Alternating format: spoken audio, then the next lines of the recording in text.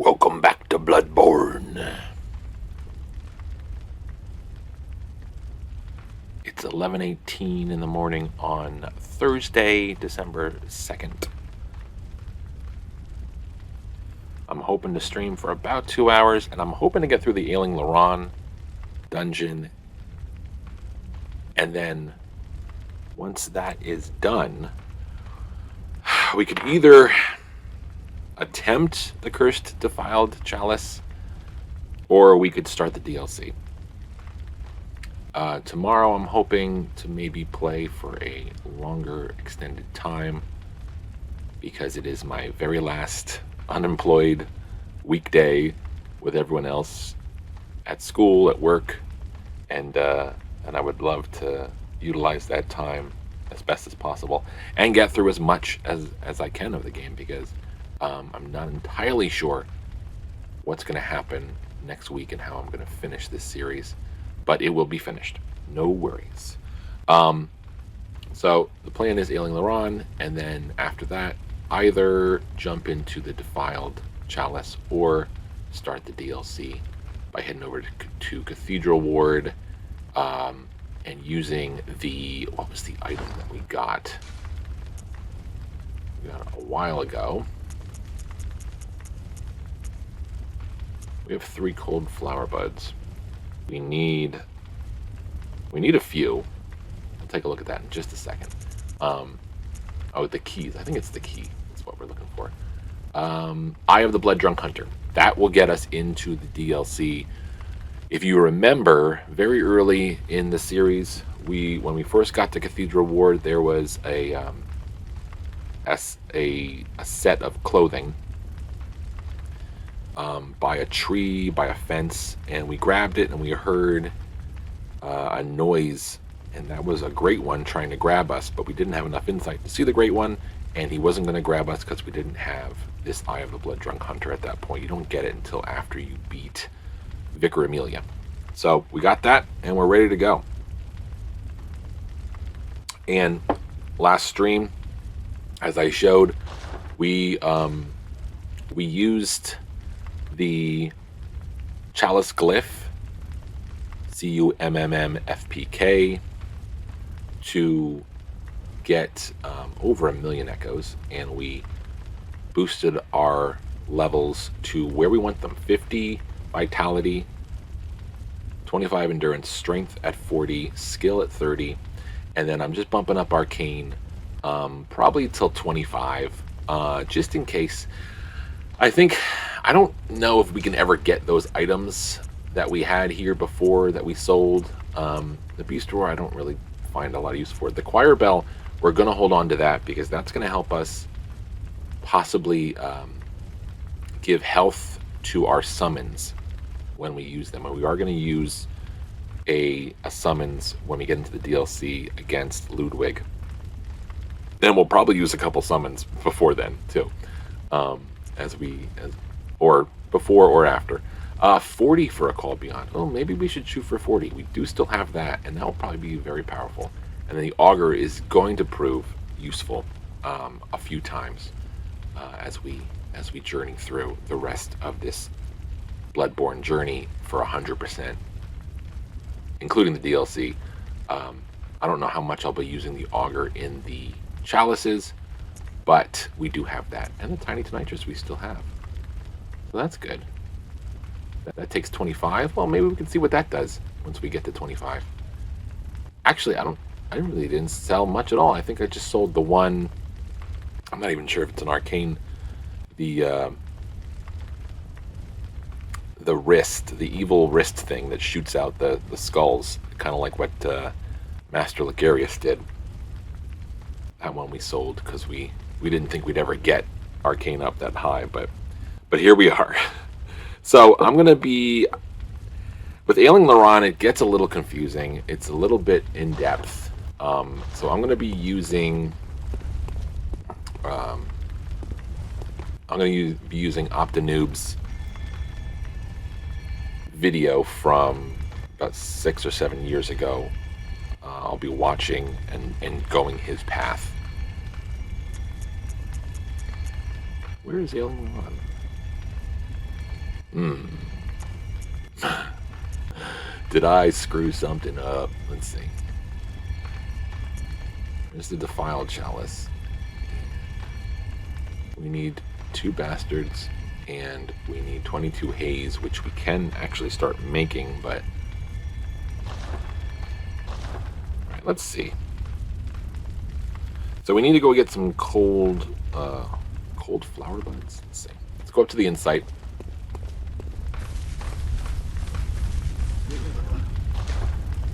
And we need to buy...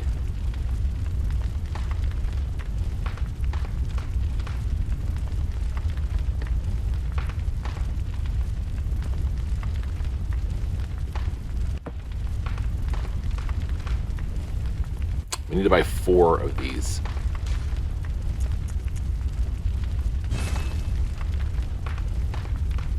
We may already have more than we need, but like I said, I'm following the guide here. So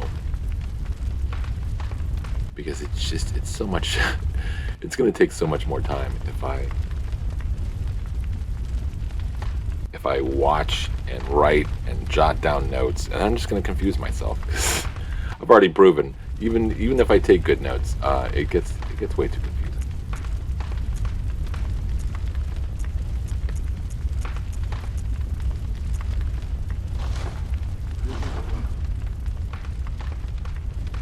Okay, so we're gonna go and use... Oh, I see. It's a different screen, that's why.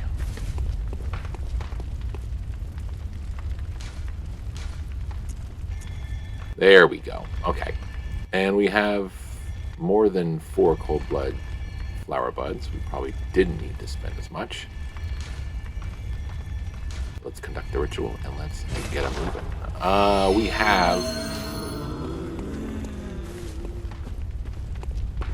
I think we have our standard runes in place. Clockwise metamorphosis for 10% HP. 15% stamina, and just all damage reduction at 4%. We're going to be fighting the beast-possessed soul, the blood-starved beast, and then we're going to be going down to the 3rd level to grab some items, and that's pretty much it. We don't need to finish this chalice. So, kind of a nice break, a nice vacation.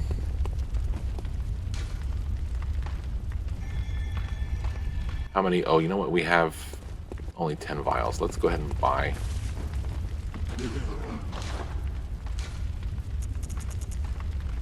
What can we afford? We can afford a lot. Why don't we go ahead and buy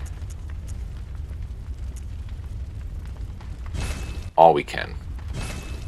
They're in storage now, so if we die, we get some of those back.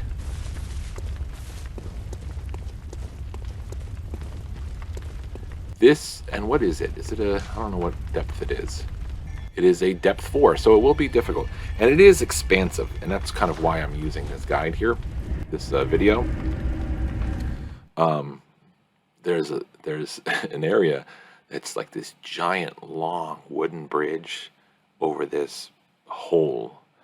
And you really kind of feel how expansive some of these dungeons can get.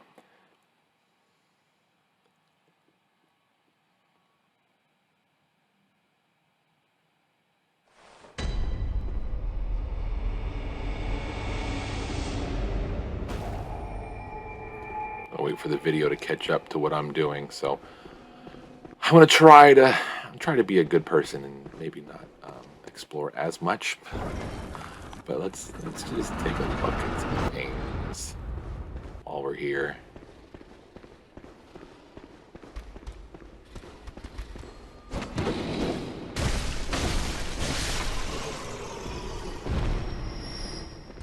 Get an idea of what we're dealing with here.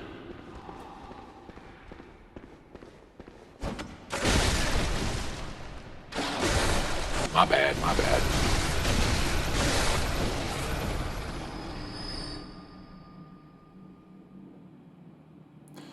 Alright, so we are going to collect some items.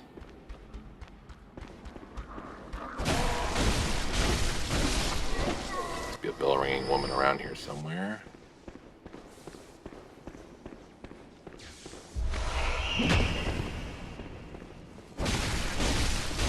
Alright, so it must be up here somewhere. Let's see. Was not there. There she is.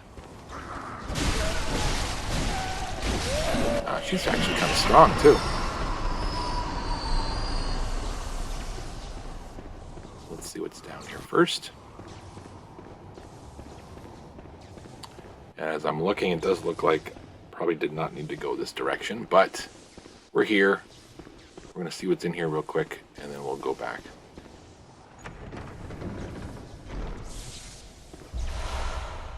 Two mold 4, so that's good. Could use that for arcane haze.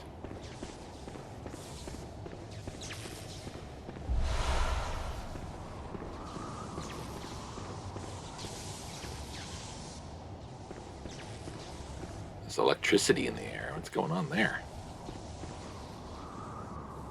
Alright, I gotta stay focused. I can't keep going around here. We do want to get done with this as quickly as possible. I say as I continue playing through the area that I probably don't even need to go into. Let's take a look anyway. Watch out for that trap.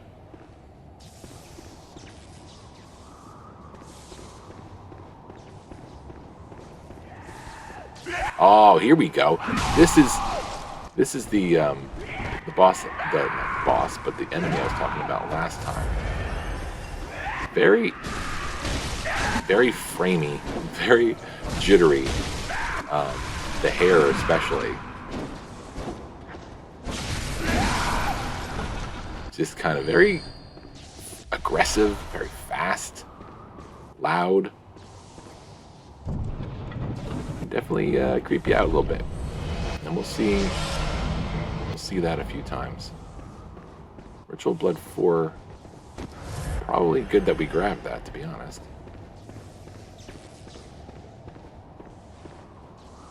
Alright. Now, if I'm not mistaken, we came through this way. I think that's it. So why don't we head back?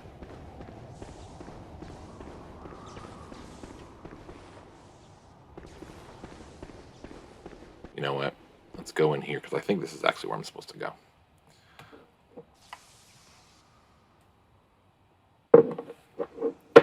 One of these rooms with all the cloaked enemies is what we want. And there should be a ladder at the far right end. Oh, yeah, but we're not going up the ladder. We're going through the tunnel. Okay.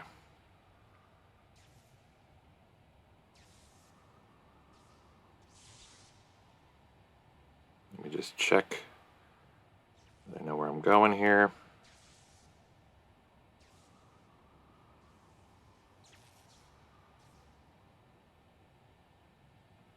All right, let's check it out.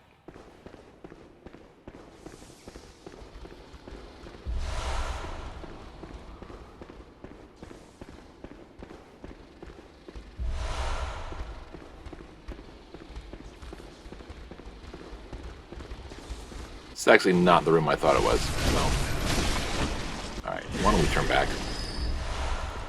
Because I think we're going to end up getting more and more lost. So we'll go back to the way we're supposed to go. I don't want to waste any more of your time. This actually was the way we came in here. We went this way, okay. I think on the other side of this. Oh, we went down.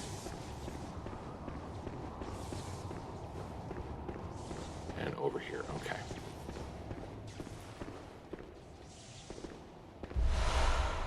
Fire Damp Blood Gem 5, nice.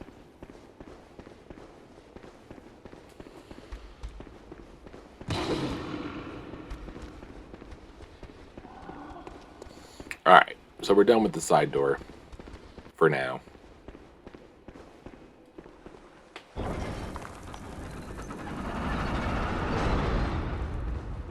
Try not to overuse blood vials for the moment.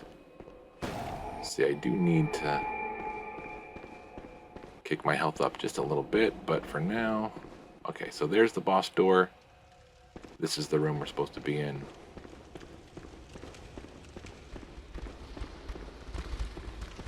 We'll go past this ladder here into this room.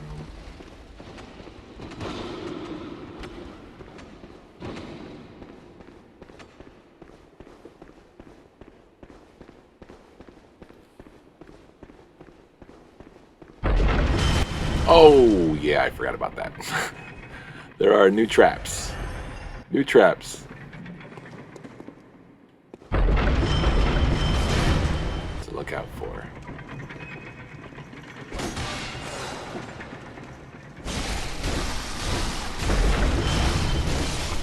Nice. Thank you for facing the corner. Making that a whole lot easier for me.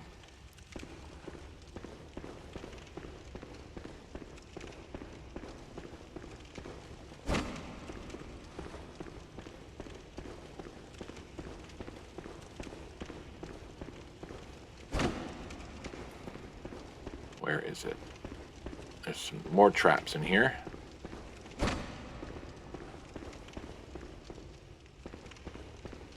can see the ways they're activated.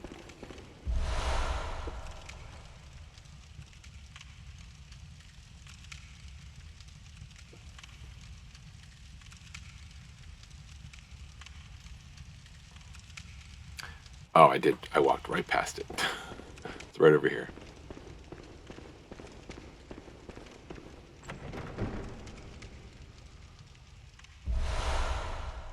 Joel Blend 5.2, which I'm fairly certain we already have enough of, but actually maybe we need them for both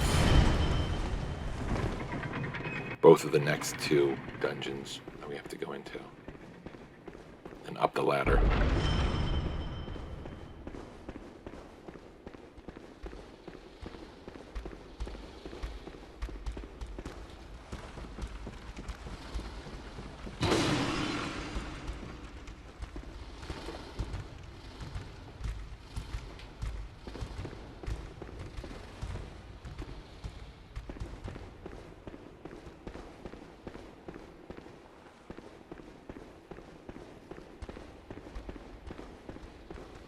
Got another Screaming Banshee coming up here.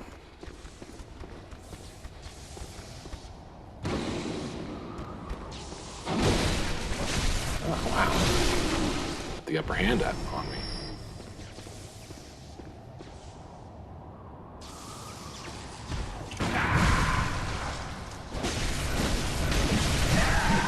Whoa. Yeah, he's ferocious.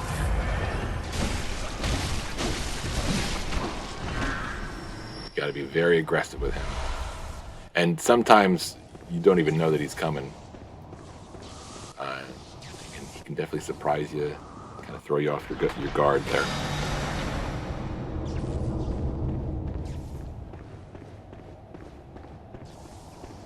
Eventually, we're gonna have to walk around one of these steps, but for now, I think we're good.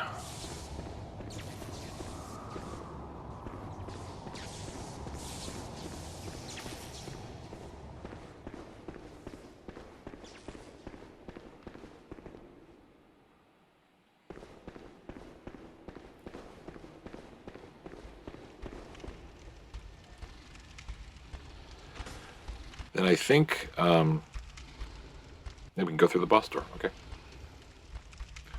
Let's go ahead and do that.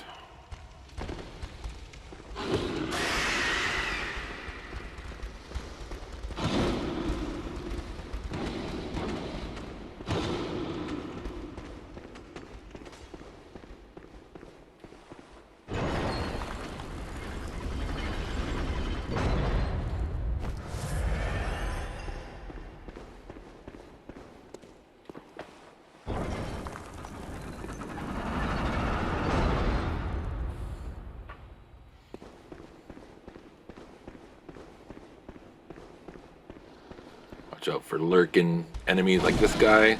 I can see him, but he's still got the upper hand. Can't blame him. Oh, the traps. Don't forget about the traps. Don't forget about the traps.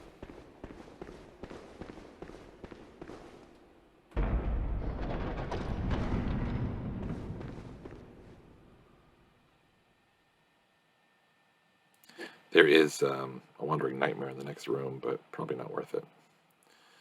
In the DLC, we're going to have so many wandering nightmares that we can get blood chunks off of.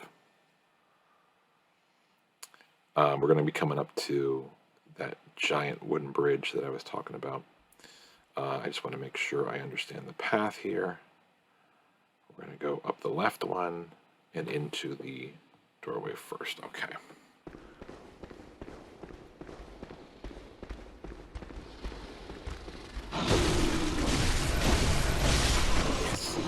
Definitely more aggressive than the old Yharnam ones. Let's see what it is anyway, if we can. Running out of stamina.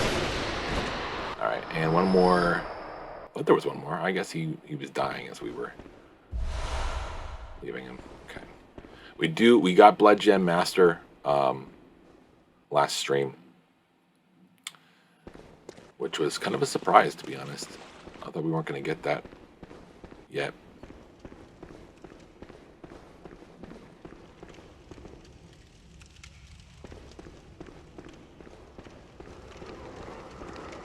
And it was from the boss, wasn't it? Was it Bloodletting that gave it to us? I feel like it was.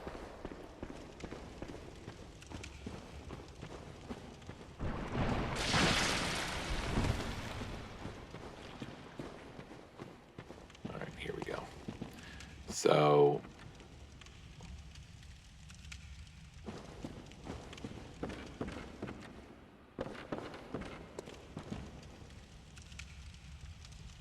why do I feel like I went the wrong way? I think I was supposed to go up that way. Let's go the way we're intended to go.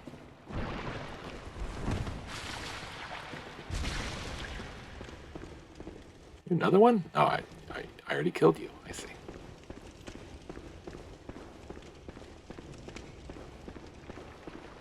Must have been a different door in this room. I'm trying to play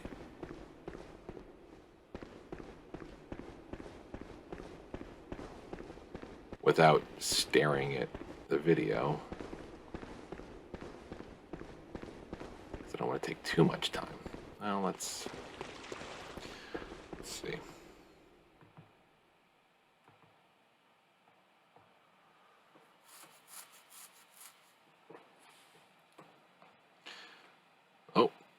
Oh, apparently he backtracks. Never mind.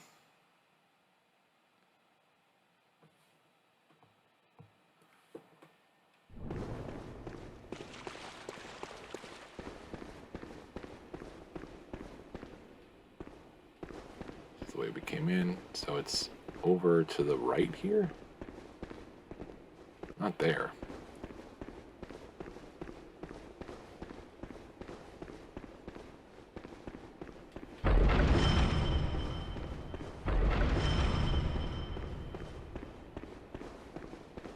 No. Alright, let's just go back that way. Confusing myself.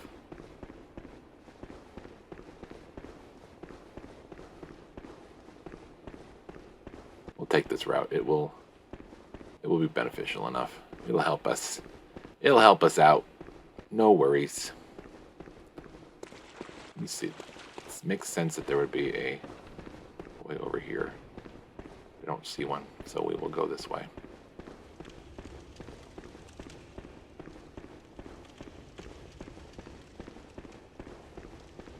Relatively leading us to the same place anyway. It's just we're going to go backwards.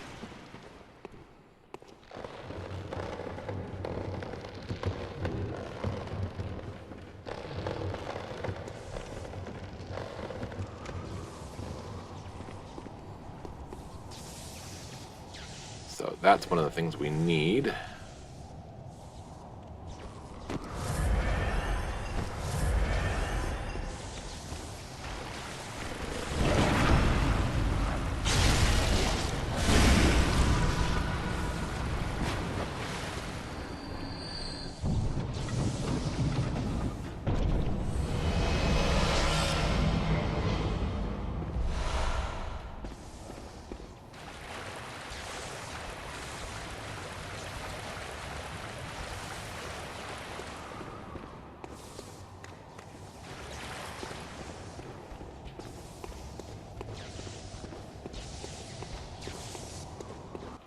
Yeah, looks like there's nothing else in here.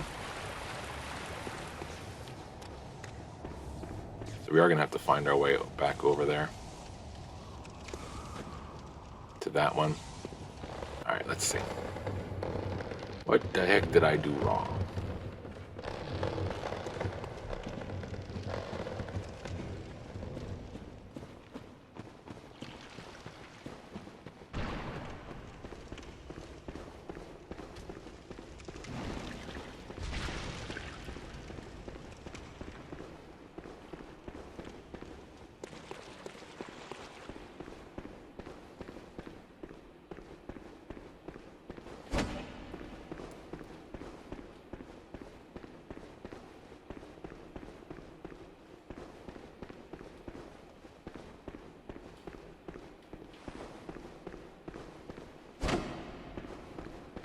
It's not like a hidden doorway.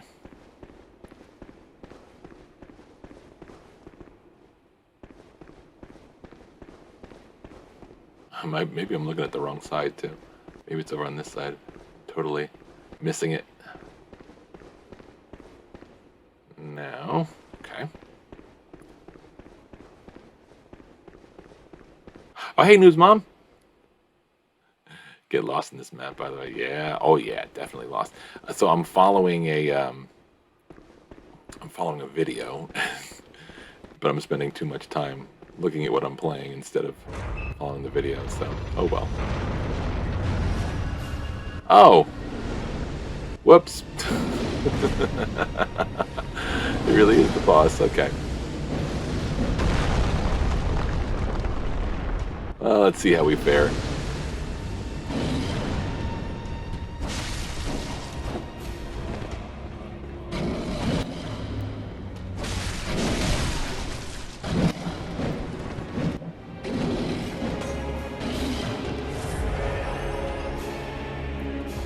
See if I can get some pungent. Do I have any? I do. Okay, cool.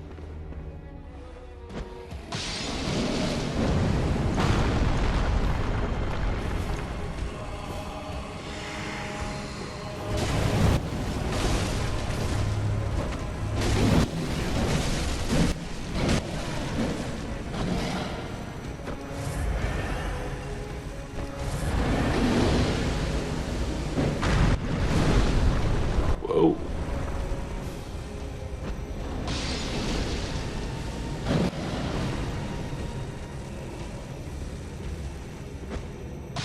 Go ahead.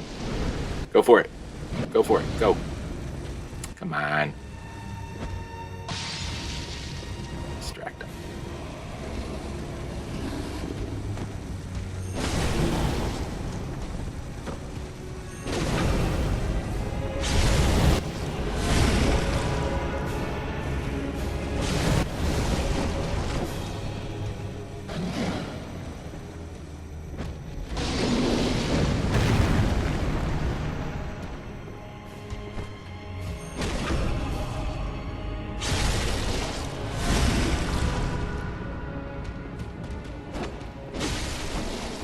Where'd you go?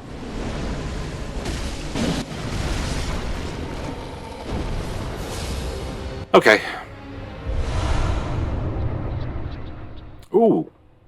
We got a chunk from him. How nice. All right, well, the only problem with that is we didn't get what we needed. So let's back up and figure out where the heck I went wrong here.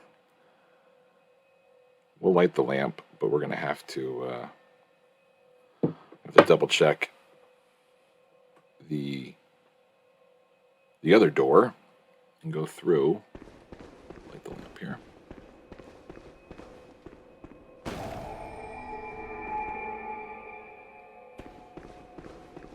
That's funny. Oh, silly me going through the boss door.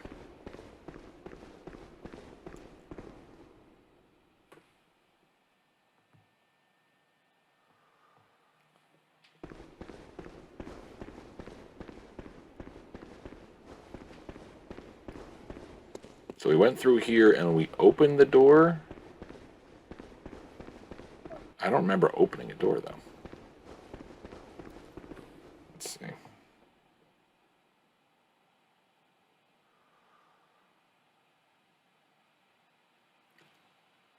Alright, and then the next area where the Wandering Nightmare was. And then we went left.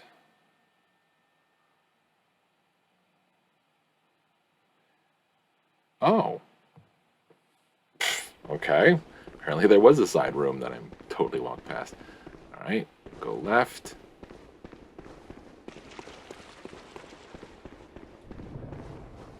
Right here. This is what I missed. Well, duh. Well, duh. Alright, let's go. Pick up some Molotovs right here. And got a couple other items that we need.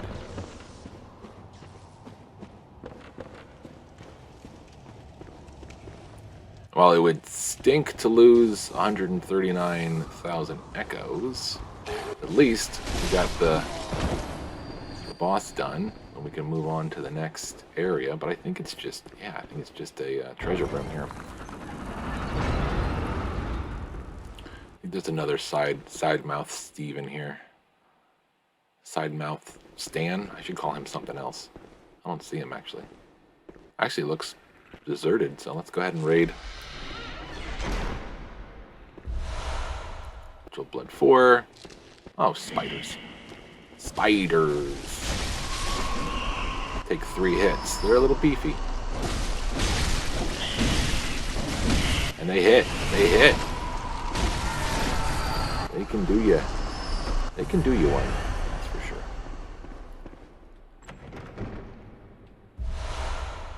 sure. Blood 4 again.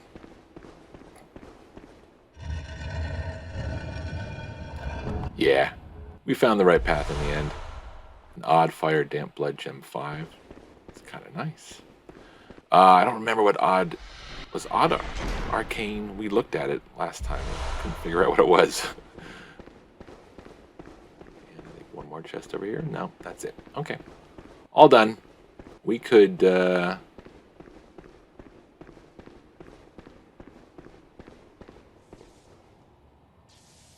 Yeah. Still dead? Okay. We could use a Bold Hunter's Mark, but we'll just walk back. Actually, can I walk back? I don't think I can. I can. Okay.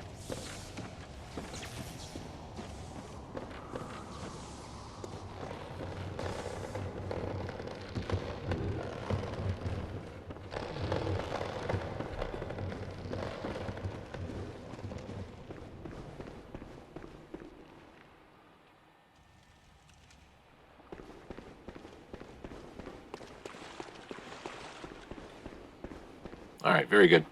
On to the next level.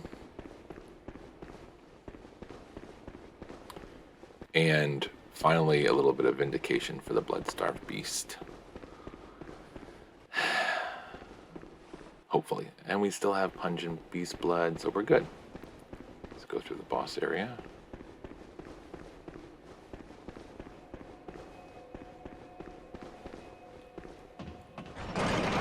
Probably should spend these echoes.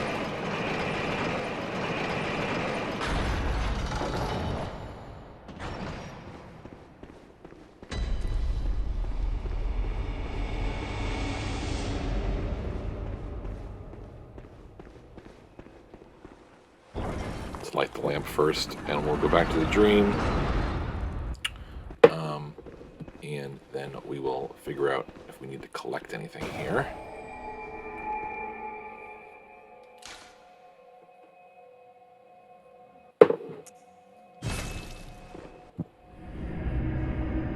So we're about halfway through here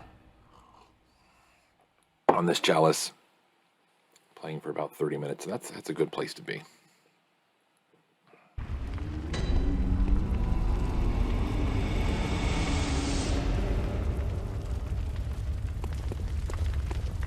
Gamino, very well.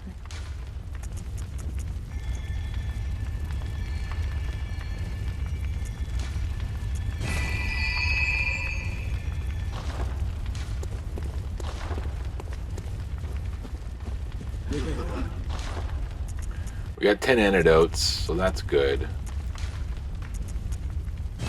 We'll get the pungent blood because we can afford it.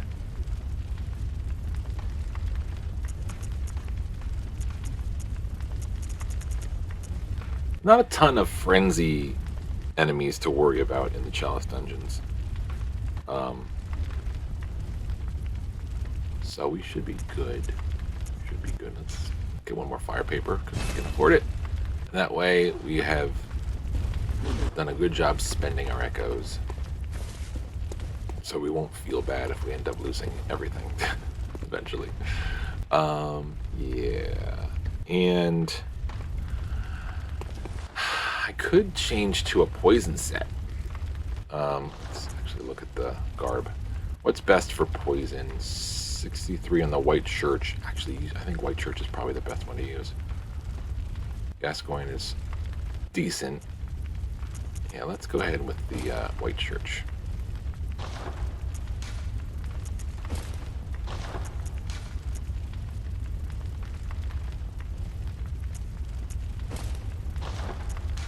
We got to dress for success. We can't mix and match. We got to make sure we know where we're going, what we're doing.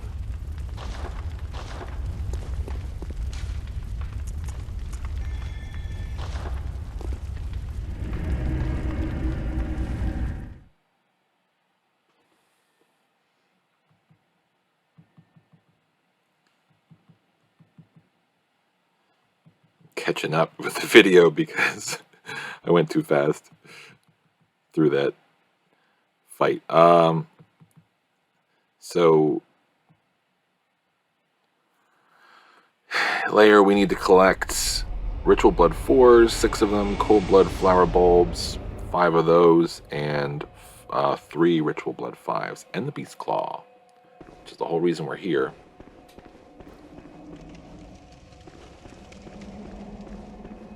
So let's see if I need to go back to that side room.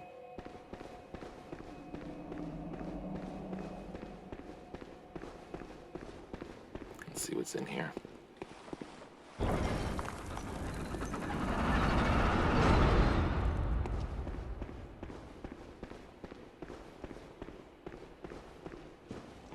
Lots and lots of rats. Usually not the best thing. When there's that many rats, you could definitely get outnumbered. And they take 3 or 4 hits each. I got my rally back though. That's good. Okay. So, following the guide, this is not where I want to go, but let's just see what's down here real quick.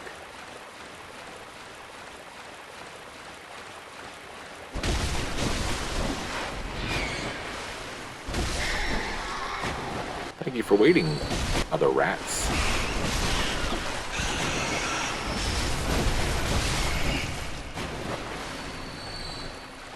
Doesn't look like there's anything in here, it just goes further down.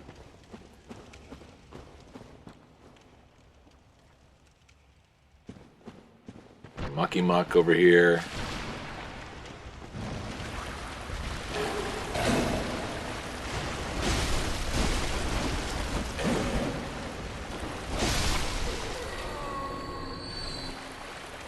Go up here and see. This is actually where I'm supposed to be, because I think it is.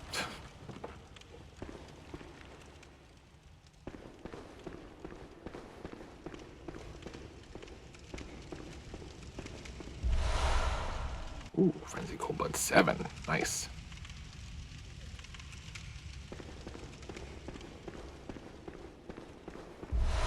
See some wolves down there. We got some Ritual Blood 4s. That's good.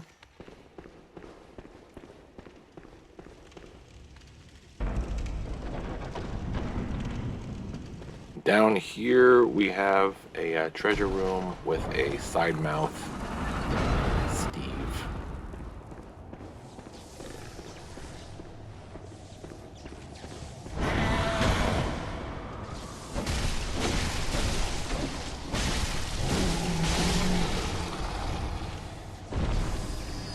Everyone's favorite Muppet. Ooh. We need that for another chalice, so that's good. Cold Blood Flower Bulb, 2 of them. We need 4 altogether down here.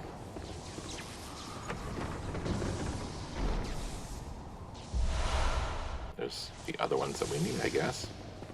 What's in the big one? Oh, is this the Beast Claw? I think this is the Beast Claw.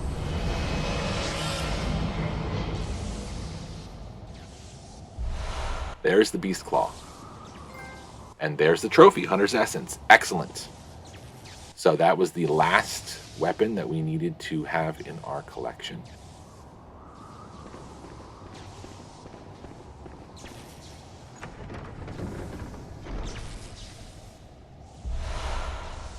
Let's see what's in here, and then we'll just take a quick look at the Beast Claw. Okay.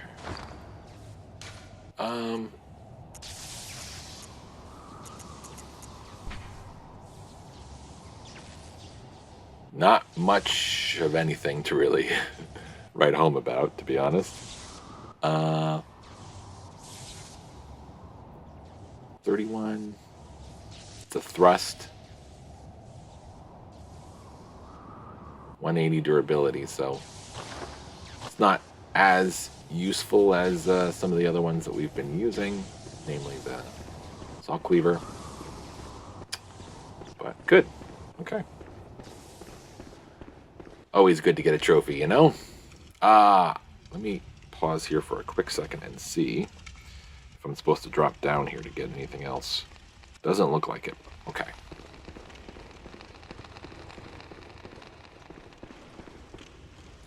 Back down the hole.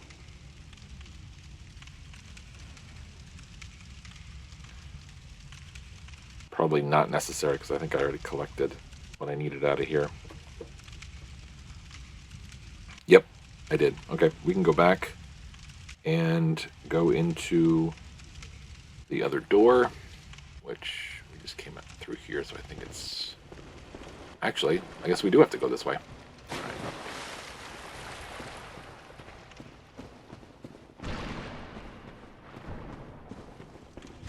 Well, at least we cleared the path.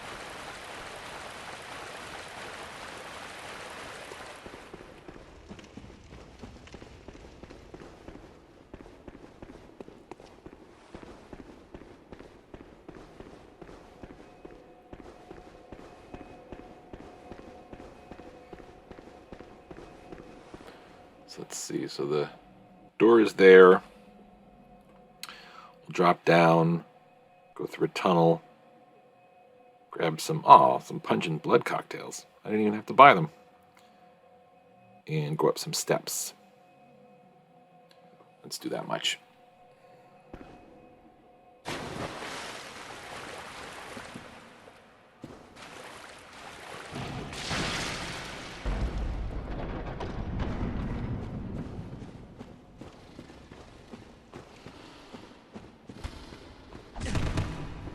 Ambush here.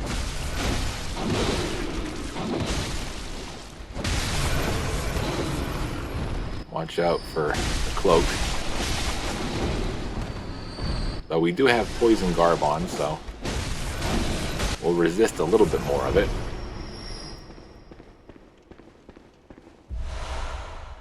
Oh, just one. Okay. I don't feel so bad.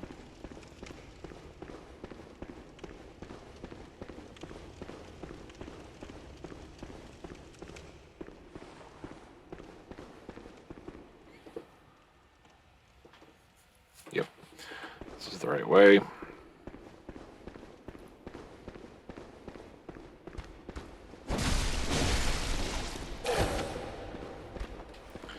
Keep forgetting this is a depth 4. A little bit more to get these guys down.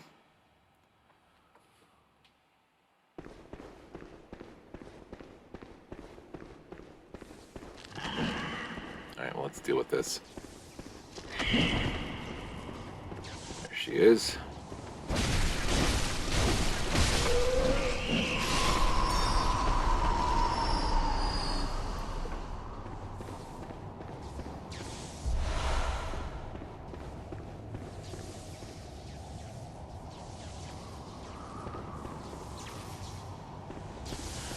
Let's see if we can take these guys on one at a time. Nobody over here? Okay. So we might be able to.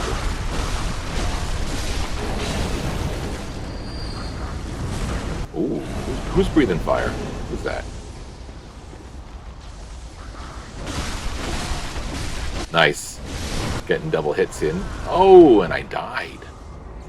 Not nice. So close to the switch. That stinks.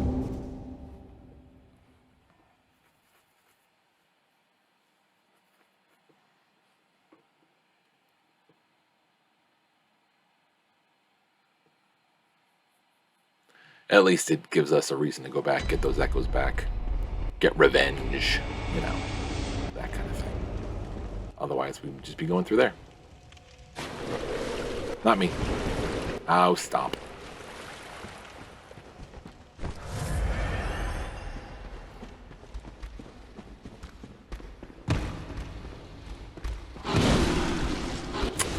Guys, come on. We talked about this. Yeah, let's not lose the echoes.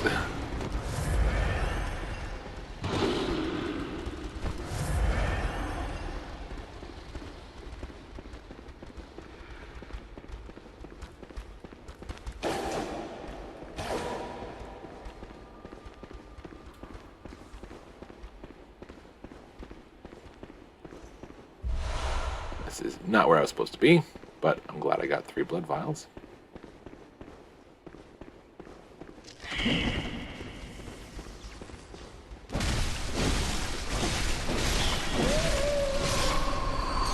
Yeah, good. I got her just in time before that summoned spider pounced. Learn. All right, which one of you guys looks like maybe the guy behind the wagon?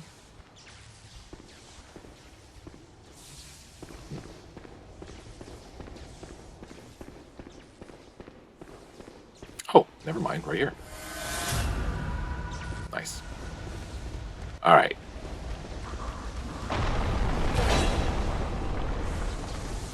Come here. There we go. Steps are always weird in this game. You don't always have the upper hand, Anakin. All right, who else wants some? Get some.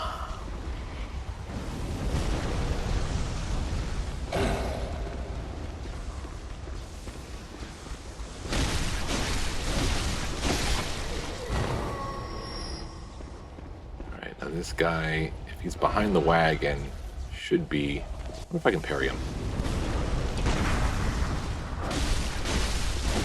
These guys are such small little guys that it's not even really worth trying to parry them. What is that? This is somebody new, I think. I don't think we've seen this. What is this guy? Wow.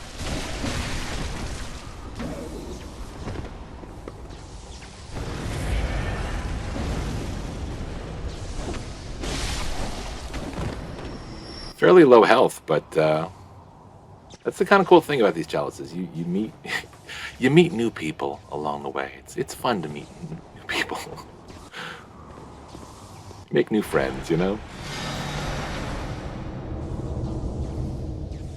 All right, let's double check that whether or not we need stuff in the side door.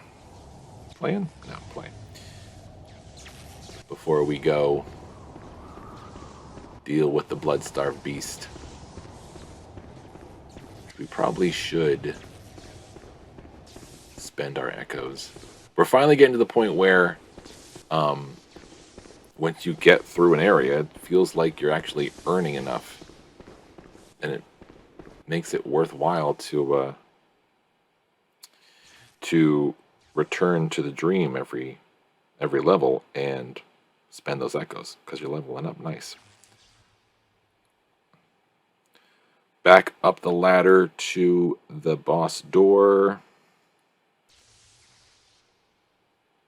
And let's see if we're going straight in. Just 1 second.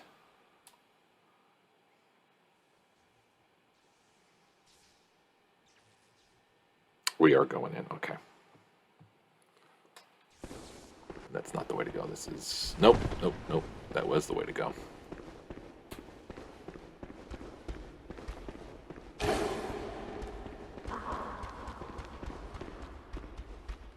I think I'm wrong. I don't think it was.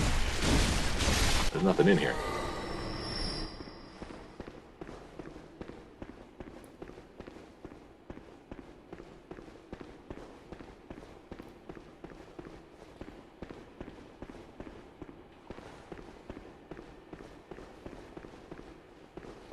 Here we go. Here's the steps.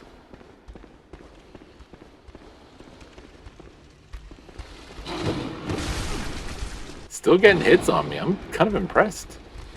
You guys are really putting your hours in. Really doing a great bang-up job.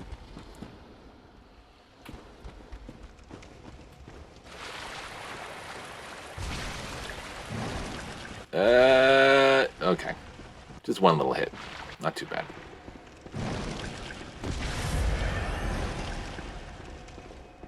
Oh, I just went the wrong way. Okay. Just over here. Just over here, rather.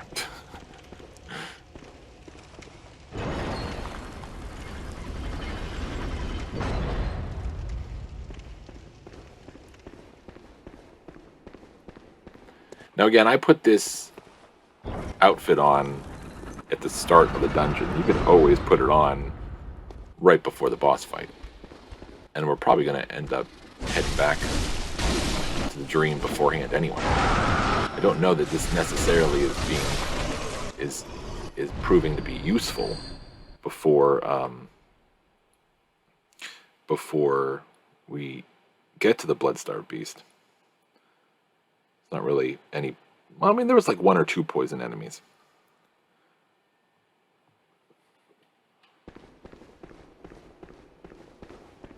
Do we have another? I always, when I see these steps from now on, I'm always going to be worried there's a banshee coming. But it's a wolf.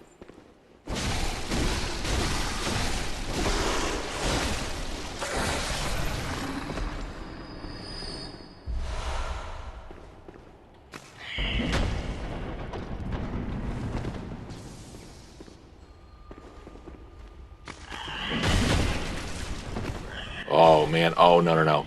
I think this is a bad idea. Yep. I think they're intended to ambush you at that door. Jumping out and hitting, yeah. I guess maybe he practices. He like sits in the coffin all day and says, okay, I'm gonna get my chance. I'm gonna jump out, I'm gonna veer to the left, and then I'm gonna strike. I'm gonna do such a good job. Daddy's gonna be proud.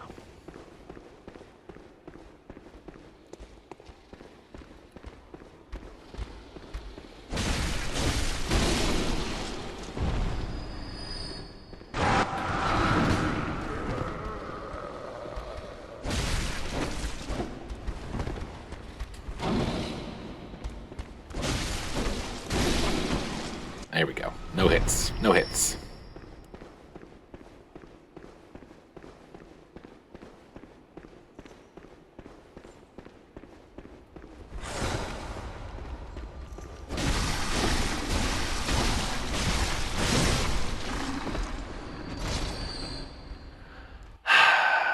So the spiders, they take a lot of hits each, and there's a ton of them. I'm trying to figure out the best way to handle them.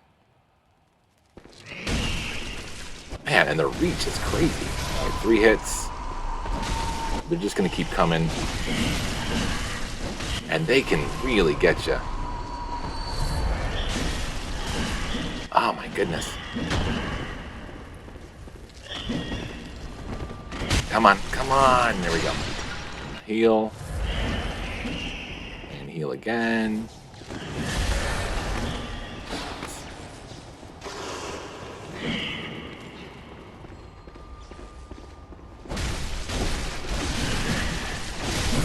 Okay, so that will deal with part of it.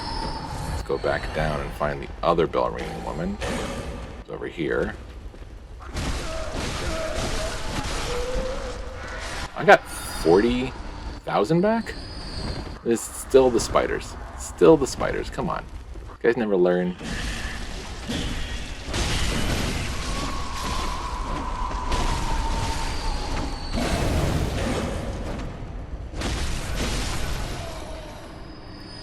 wonder if the flame sprayer would have done any good there.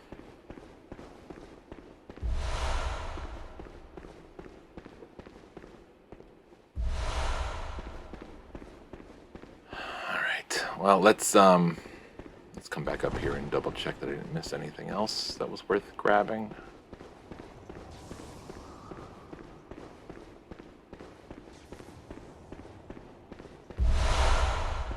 More blood vials, thank you very much.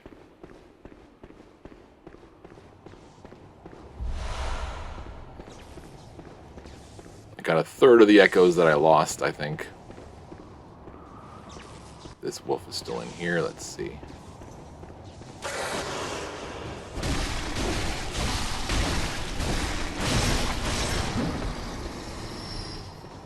Come with me. Come with me, Woofy. We'll go on a journey together. Oh, the sun stopped by? Nice.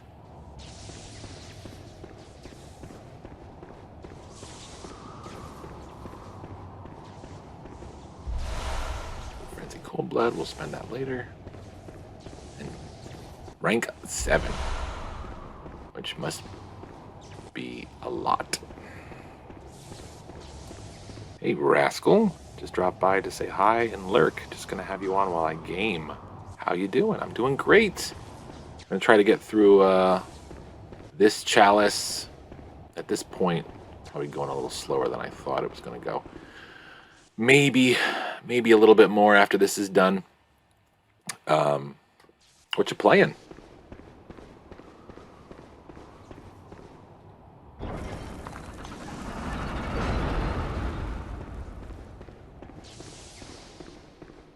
Oh. We already went through here.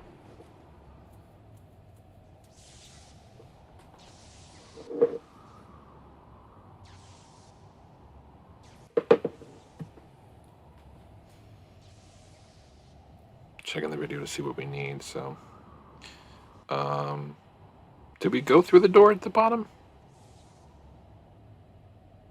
No, we did not. That's what we need. Renowned Explorers for now. I'm not familiar with that. Wait a minute. Nope, wrong way.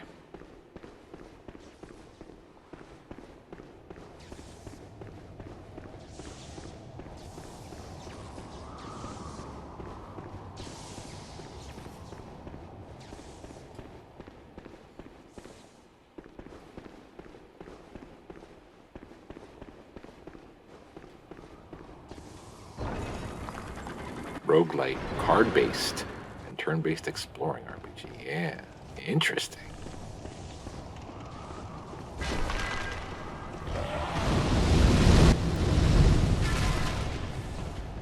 I didn't think I'd like card-based combat games. I think I was kind of turned off by, was it Kingdom Hearts?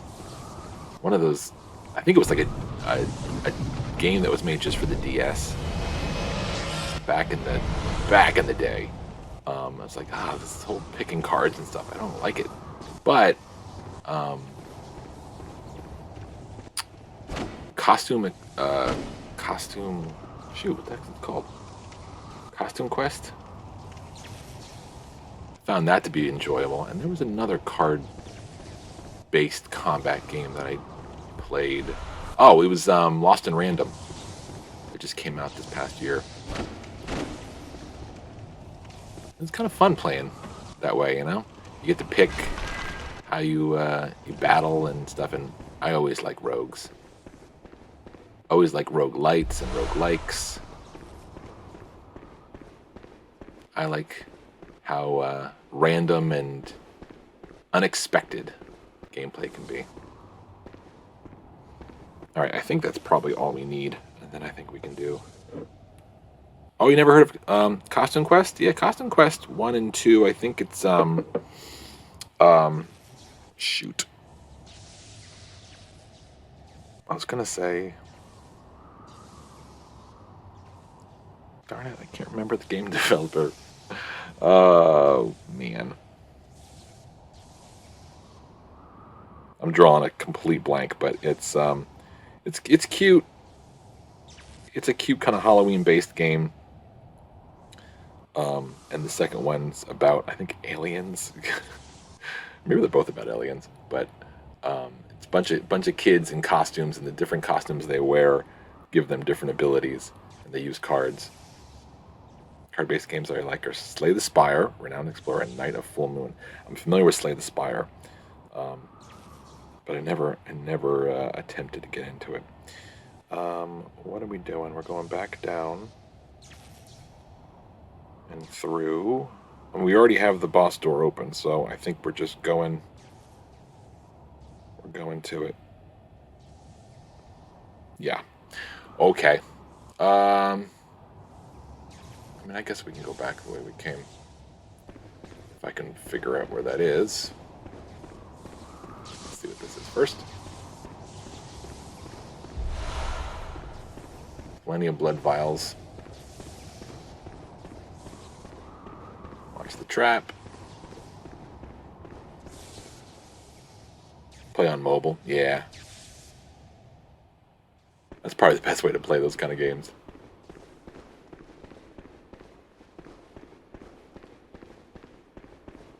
The touch screen, a little bit here and there. You know, as you're waiting on the bus or whatever. Oh, why did I not prepare? I distracted myself. I did not prepare properly. Let's see.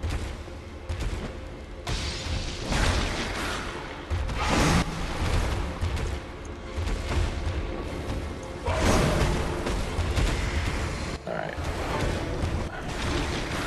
So let's go ahead and do this again.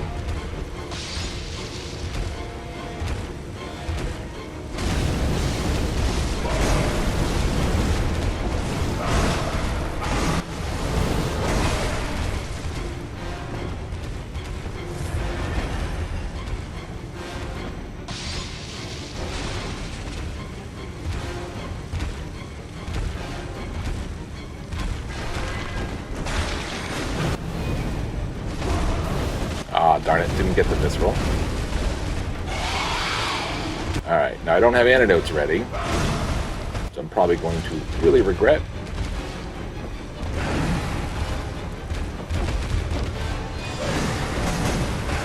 Let's see if he'll go for another pungent blood cocktail. Let's throw 2.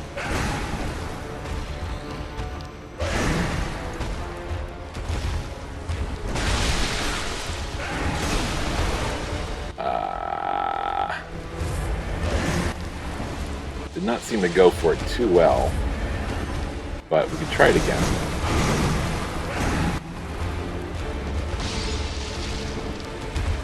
Watch that poison.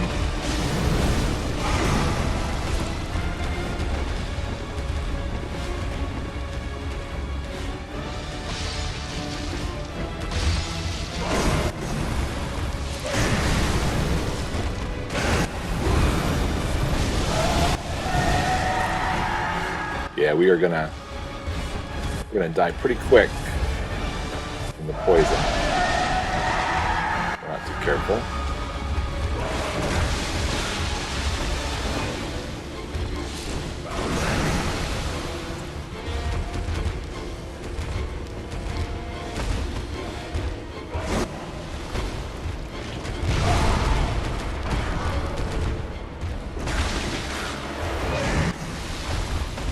Well, the poison's done, at least for now.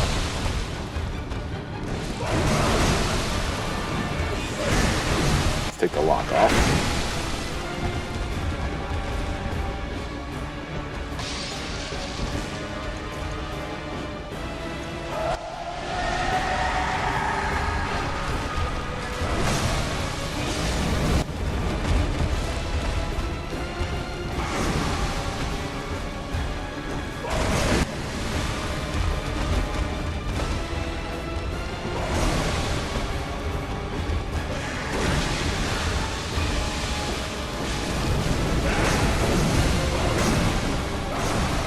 I'm gonna see if I can just get greedy here. Just whack them. Not dying. There we go. Okay.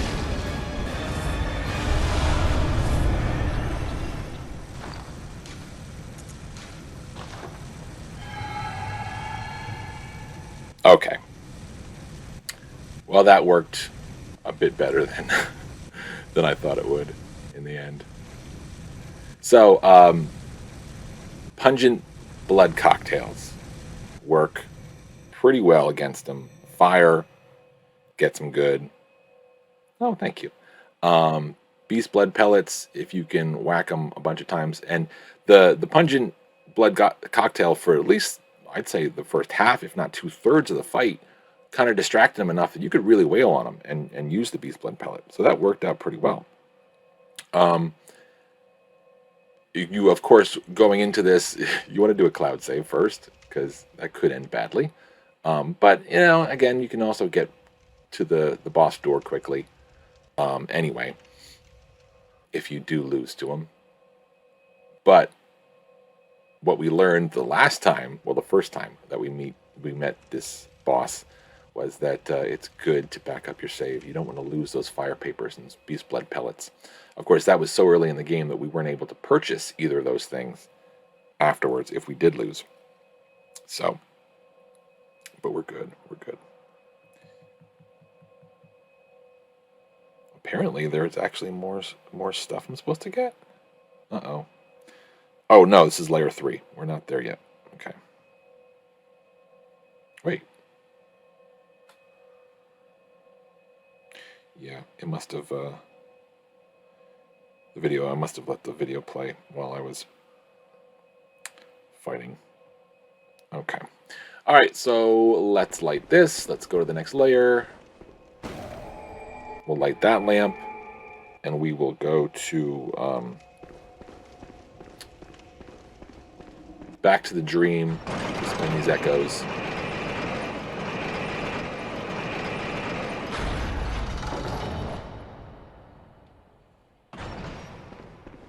And then we'll get a couple collectibles in here.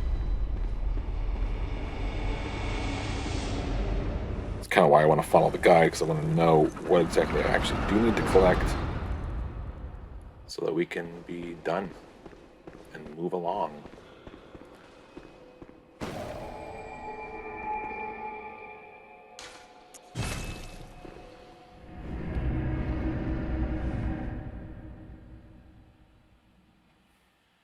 Can't believe. If you like roguelike kind of card games, you could check out Renowned Explorers. Yeah, I might take a look at it. Is that PC only, though? I'm usually a PlayStation guy. I guess the choir garb definitely did us a solid. We did not have antidotes loaded, and we didn't die. But the poison was hitting us pretty hard, but we didn't die, so that's a good thing. Okay, layer 2. We've already done layer 2. Okay. Gammon awaits you. Go on. Very well. Gammon's already gotten his comeuppance.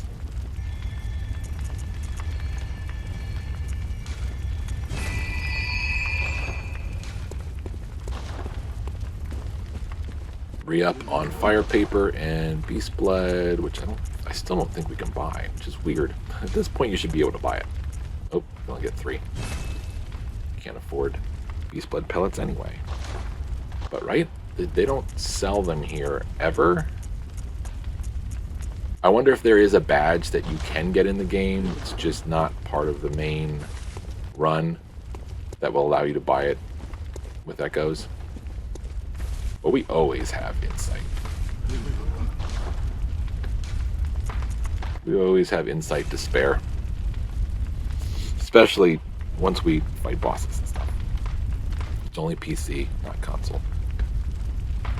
Oh. Rascal asks why the building's on fire. Yeah, so this is actually post-game. When we're doing these chalices, we've already gone through the game. It's still a blood moon here because the last thing we need to do is fight one more. The final secret boss is in here, but at the end of the run, you fight a boss called Murgo's Wet Nurse, and it's in the Nightmare of Mensis, which is one of the final areas that you can get to in the main game. And once you fight that boss and you come back here, Garriman, who was the old hunter who kind of coerced you into falling into the dream and fighting as a hunter throughout the whole game, he's disappeared. And the doll here, who's been alive for most of the game, has told us that Garriman is waiting down over here and wants to speak with us. And we went in there and we fought him, we killed him, and then he killed us a couple times, and then we killed him again, and then he killed us a couple more times, and then we ate something. We ate 3 pieces of an umbilical cord and killed him again, and then the final secret boss showed up and proceeded to kill us directly because we had no health vials or anything. But that's okay. That's going to be the very last thing we're going to do in the game. And I'm okay with that. I am totally okay with that. Okay. So, I have completely lost track of this video here and what we're supposed to do for this layer.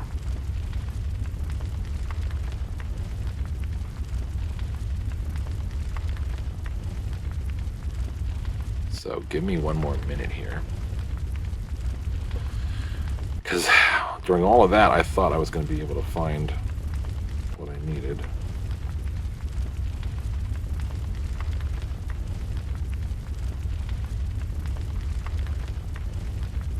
Alright, Beast Possessed Soul, Layer 2.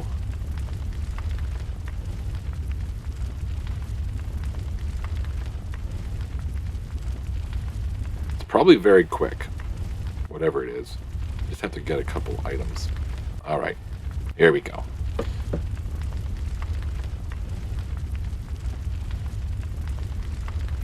Alright, you're here to collect Ritual Blood 5, just one of them, and 2 Bastards of Loran. Once you have these, warp back to the dungeon. We probably already have all of that. We probably don't even need to do this bit, but let's go ahead and check it out.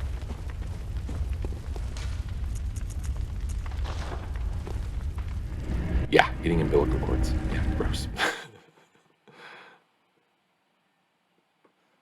And they weren't like normal baby umbilical cords either. They were really gross.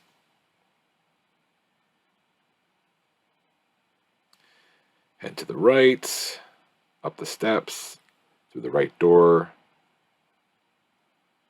around the balcony, into the left door, through another door. Okay.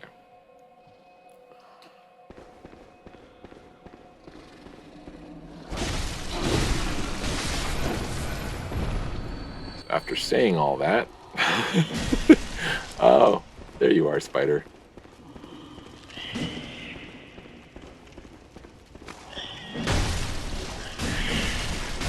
Guys, you can have me. You can both have me, but just go easy. I mean, buy me dinner first, at least. Come on.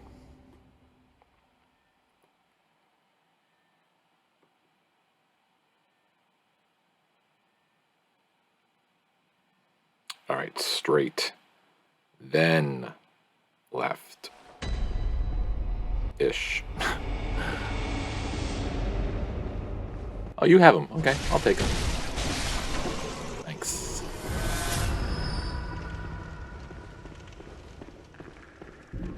Oh, you. Look at you. Right here. Made it nice and convenient, but apparently there's a second one. Let's deal with her. I hear her. I see her.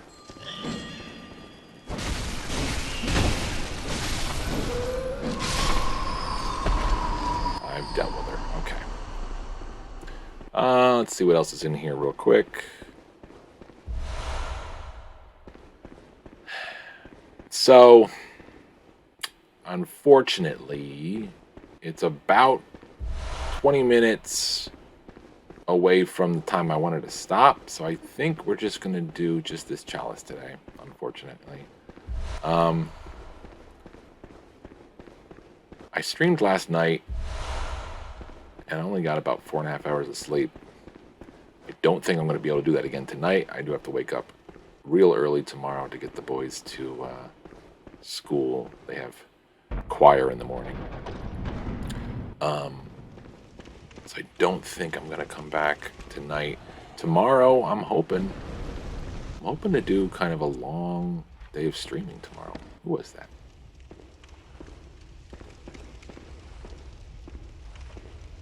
Oh, it's another one of those fire dudes. I really do not remember ever seeing this guy before. Maybe I just walked past him. Alright, you got me once. Bye.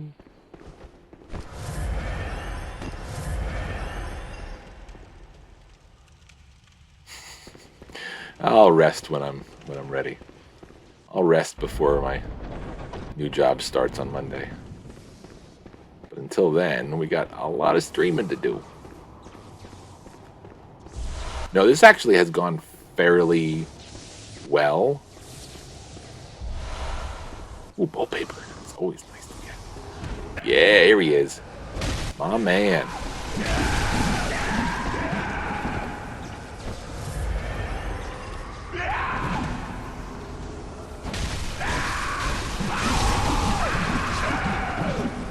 Okay, you're all kinds of knives there.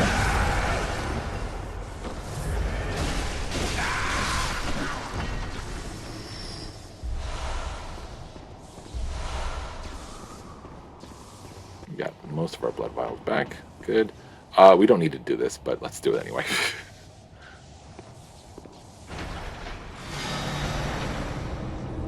Actually, maybe we do. Maybe we need one more item in the boss area.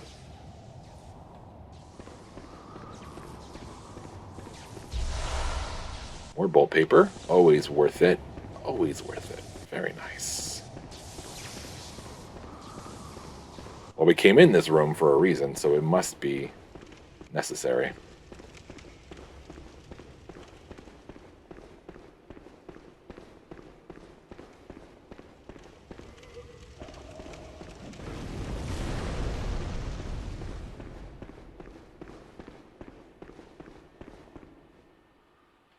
Heard a noise. I thought something was being summoned.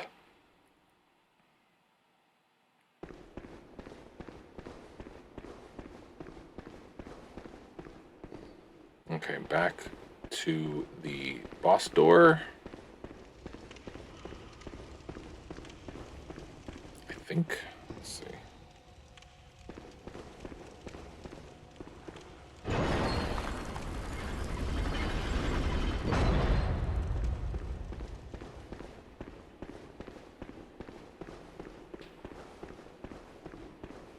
Oops. No. All right. On the video, it looked like they opened a different door. Werewolf?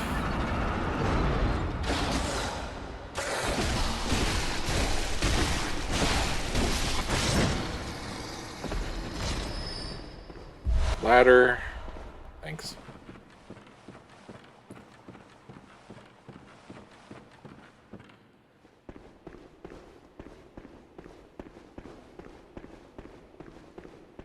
Spiders. We love you, spider.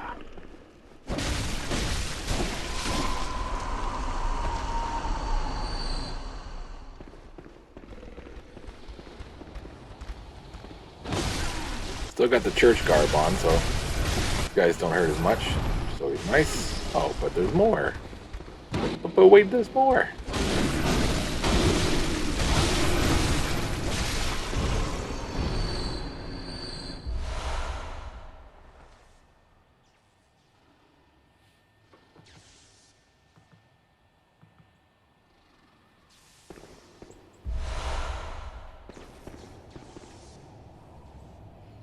Okay, so we got another long bridge coming here.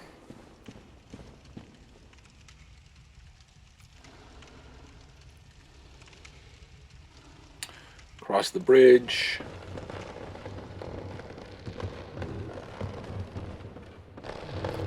And down to the other one. Through the door. To the chest, and I think that's it. Yeah, it looks like that's it.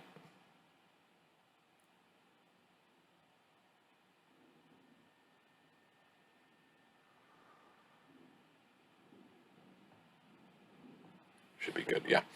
Okay. Saw my shadow and I got freaked out. Thought somebody knew exactly where I was going.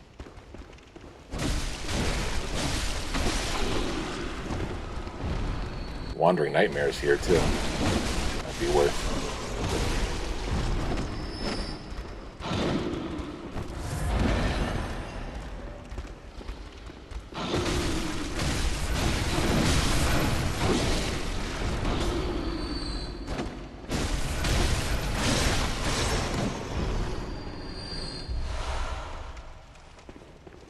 Lots of good stuff to collect. Lots of goodies. There's the two fatherless children of Loran that we need. Ah, see, I was gonna just roll into it to break it for some cathartic release, but I went ahead and ruined my thunder. Probably one over here too. Where's the pot? Apparently not. Nope. Okay. So that is all we need. I'm very curious and kind of want to find out what the boss is, just for fun. But man, we sure are close to being able to level up. This is an area that we haven't seen too many times in the... you got bombs. Okay. Well, I guess we're not doing that. Is it easy enough to get back? Maybe we'll just make a quick run over there since we are going to stop with this. I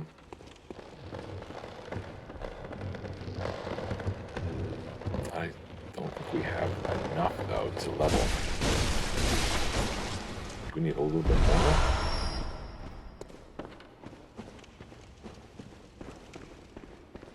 What are you? Another treasure room, I guess. I guess we're going to be using that hunter's mark anyway.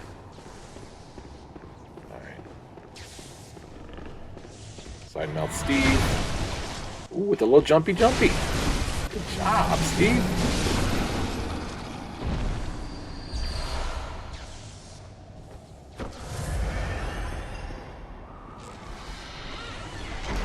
So if you decide to go to these rooms, you get Blooming Cold Blood Flower 3.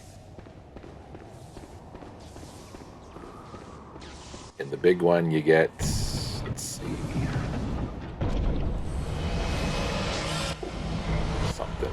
2 more Bastards of Loran, okay.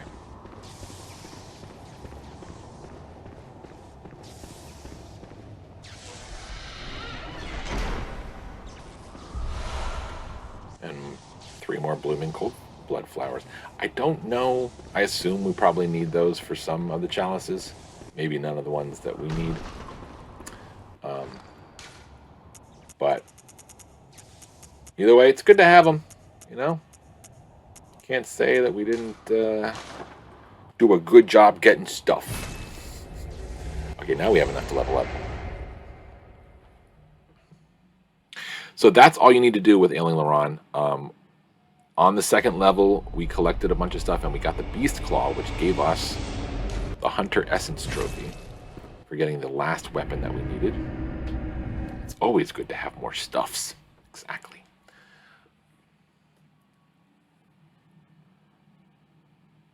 Just for giggles, I'm going to level up once, and we're just going to go see who the boss is. I forget who it is. Gammon away. Very well. And we also have 25 arcane now, so we can use something. Farewell. Thank you. What do we have that we can use now of the arcane? Call Beyond still needs 40. The Phantasm Shell, oh, the Tiny Tonitrus. Strike into the ground to emit blue sparks.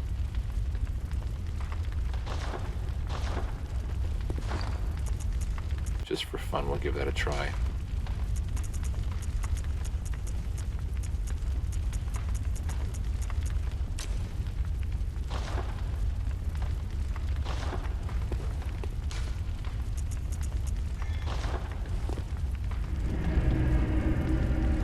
All right, so again, this is not necessary. We're just gonna see who's behind the boss door, and there's a very good chance that we'll die, and that's okay.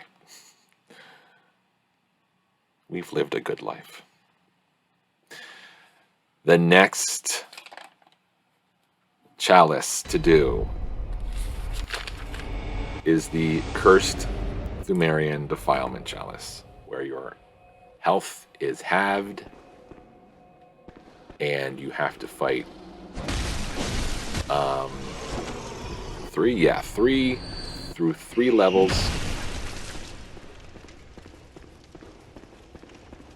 The final level that you have to fight through is against Amygdala. And Amygdala is a tank in this one. It's a giant circular arena. Ooh, you got a summons. What the heck? Let's see what happens. Vitus. Okay.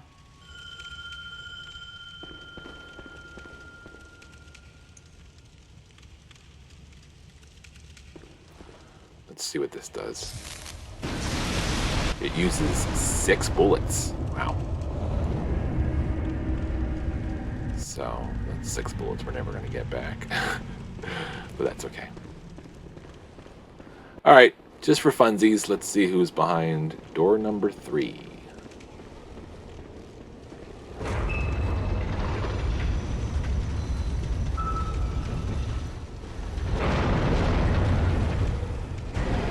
Oh, the Abhorrent Beast! Which Tonitrus will definitely not work on.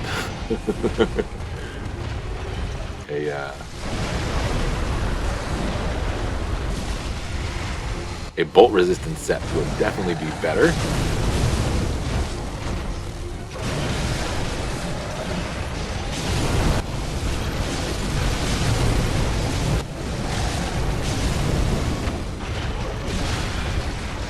So, we saw the Abhorrent Beast in the Forbidden Woods.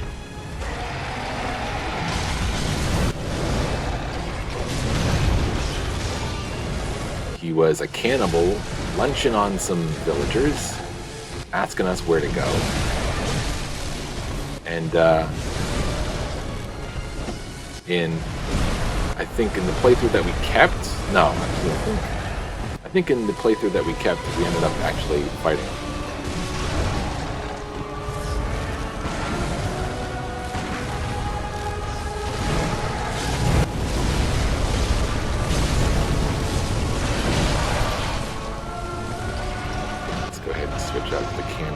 Does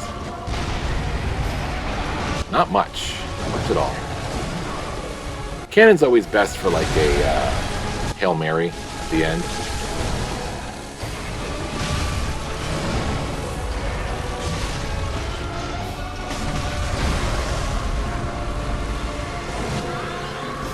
Yeah, it's definitely not gonna work. Okay.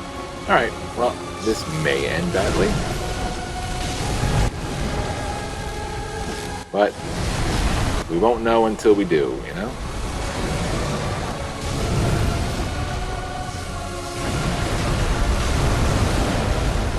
Looks like we have the upper hand. Yeah, we got him. Just for funsies, let's just open the door and see what it is.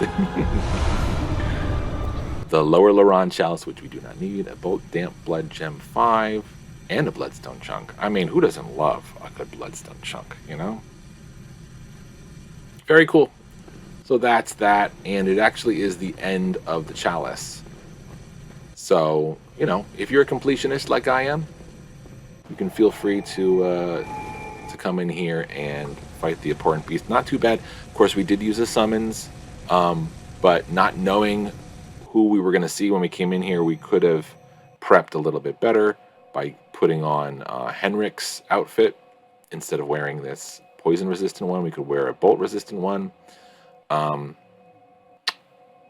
And we probably could have used the flame sprayer. That might have done a little bit more damage, but I didn't want to try to put it on in the middle of the fight. But in the end, we got it. And we got a couple cool things for it, you know? So we wrapped that up. So that's going to be it for today. Either tonight or tomorrow, I'll more than likely start the DLC because I'm very frightened about doing the last 2 chalices. And I think we can even skip the chalice because we already have the Bloodstone Gem Master. Blood Gemstone Master? I think it's Blood Gemstone Master trophy. But yeah, went pretty well. Let's see. Is this enough to level up? Very. It is not. No, we need 104,000 for each. So I do have some cold bloods that maybe we'll pop and just spend those echoes. Especially if we're going into the DLC, we're definitely gonna lose. We're gonna lose all echoes pretty quickly when we get in there. We'll leave this on for now, and then when I play next time, we'll be like, why am I wearing this? But yeah, that's gonna be it for today. We will check out, like I said, either the DLC, which is more than likely, or we'll just keep going through the chalices. There's good reasons to do either, you know. We are now, I think, 2/3 to 3/4 away through the chalices, which is kind of the end of the road for the platinum. And then playing the DLC, you'll get a whole bunch of new, really great weapons, and you'll be able to fight 4 DLC bosses and an optional boss, and you'll see areas and enemies that you saw in the main game, but things are going to be very different, and everything's going to be more powerful. There's going to be a ton more hunters, a lot more fun to have, and there's even some decent side stories in it. So I'm looking forward to doing that, and I want to bring as much of that to you as I can before I start my job on Monday. So we'll see what we can do in the next 24 hours or so. Come back to the channel and check it out to see.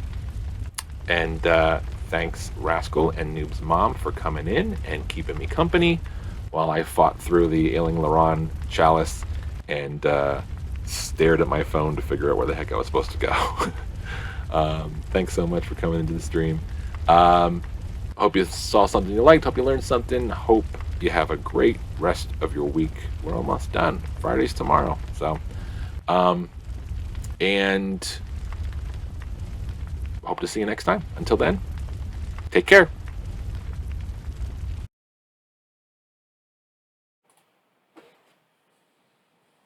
Welcome back.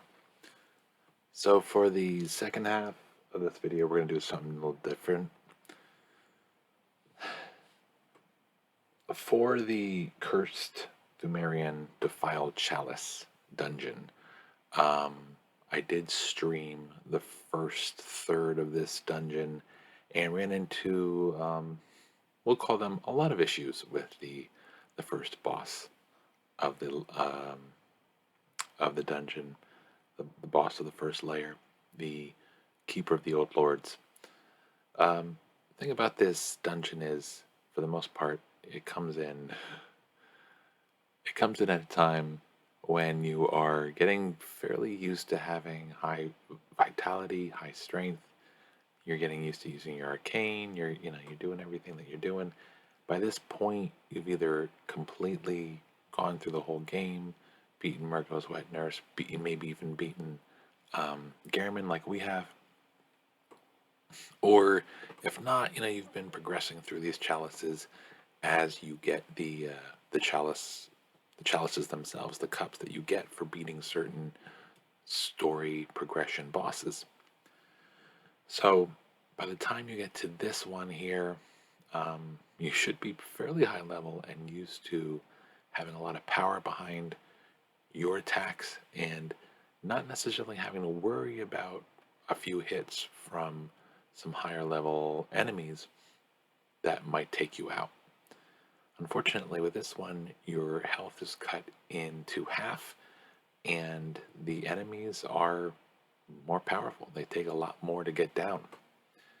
So, we're going to take a look at the path you need to take through the dungeon, and we're going to see each of the 3 bosses you need to fight, a failed attempt and then a successful attempt. And hopefully through this I can provide some tips and what not to do and what to do in order to get through this very difficult dungeon that must be completed on the road to the final dungeon where you can finally defeat the Pthumerian queen.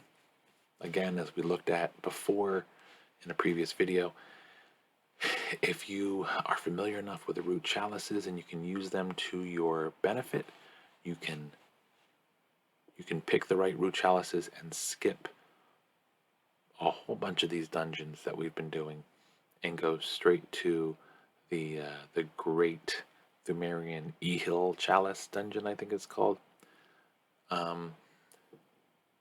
But unfortunately, we don't have that ability. So we are going to simply be doing the Defiled Chalice here. So we're going to start the tape. This is going to be capture from the PS4, and it's going to be probably about 7 or 8 different sections put together. The very first one is going to be the one that I just recorded just 2 days ago of me simply starting the dungeon and running to the switch and then back to the boss door.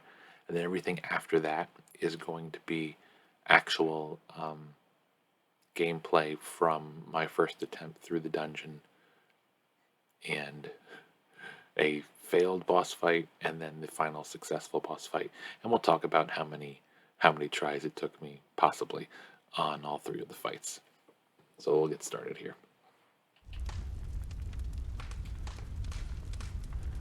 So this is showing how much you need to get into the Defiled Chalice. We had 9 Ritual Blood 4s, we had the 2 Bastard Lorans that we just got from Ailing Loran, and then we made Arcane Haze. I believe for this one we made Arcane Haze out of Tomb Mold 4, but we could have ended up using some of those Cold Blood flower buds or fully bloomed bulbs, I think. I don't remember exactly what they're called, but there's a bunch of different things that you pick up as you go through the dungeons that can be used at the tool bench, I guess, to turn into Arcane Haze.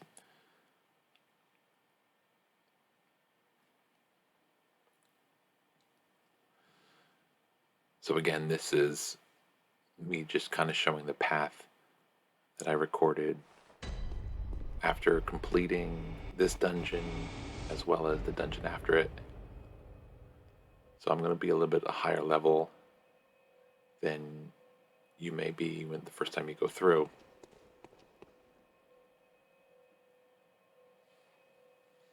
I'm also going to be just kind of wandering just a little bit once I get to the switch. I get a little lost and end up going into a room with a chest that I did previously open. It probably had Ritual Blood 5 in it. But so there's only 2 or 3 enemies that you are going to cross paths with on the way to the switch. A very simple weak enemy in the corner there, and this creature that reminds me kind of like a Muppet creature from like the Dark Crystal or something else like that. I believe I said that in another video. And here is the room for the switch. It's that simple. Again, something I haven't said yet is, as far as this whole dungeon is concerned, you don't need to worry about gathering up supplies. You you have everything you already need. So just run to the switch each time, and if you can make it to the switch and back to the boss door without losing your life, without getting killed and losing all your echoes, then that's even better, you know, because you will get a decent enough amount of echoes running through here with the enemies that you kill, if you kill enemies. But the good news is you don't really have to worry too much about the enemies. You can run past everything, get to the switch, you can let them kill you once you hit the switch.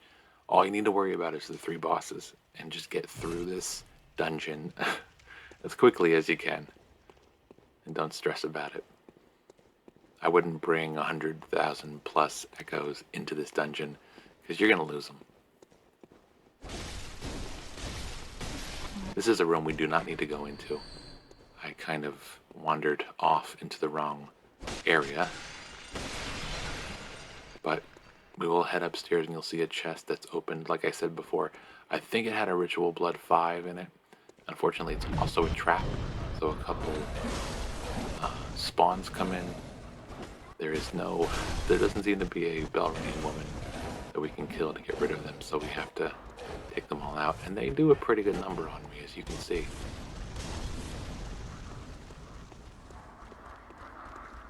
I could have cut this part out, but I figured it gave a little bit of spice to the capture. A little bit of excitement. Especially that Molotov guy, man. He's definitely doing a number. Thankfully, I don't get hit.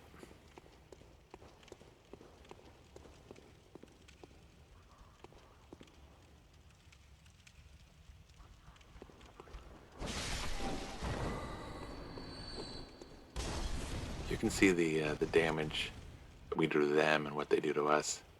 You get a decent idea of what you're coming up against here.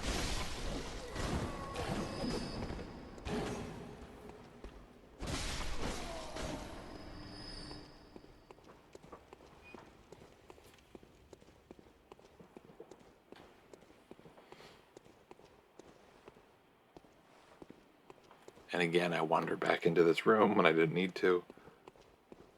And I turn around and head back to the switch, and then realize, okay, where am I going? So you'll see in just a second here. I also opened this up, but it's just bullets. Nothing big.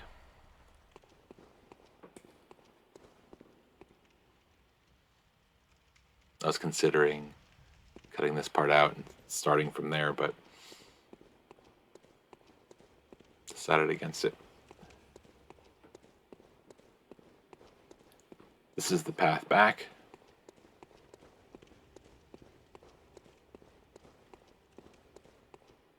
Again, Bolt Hunter's Mark, or let them kill you, and then, you know, you'll get there faster.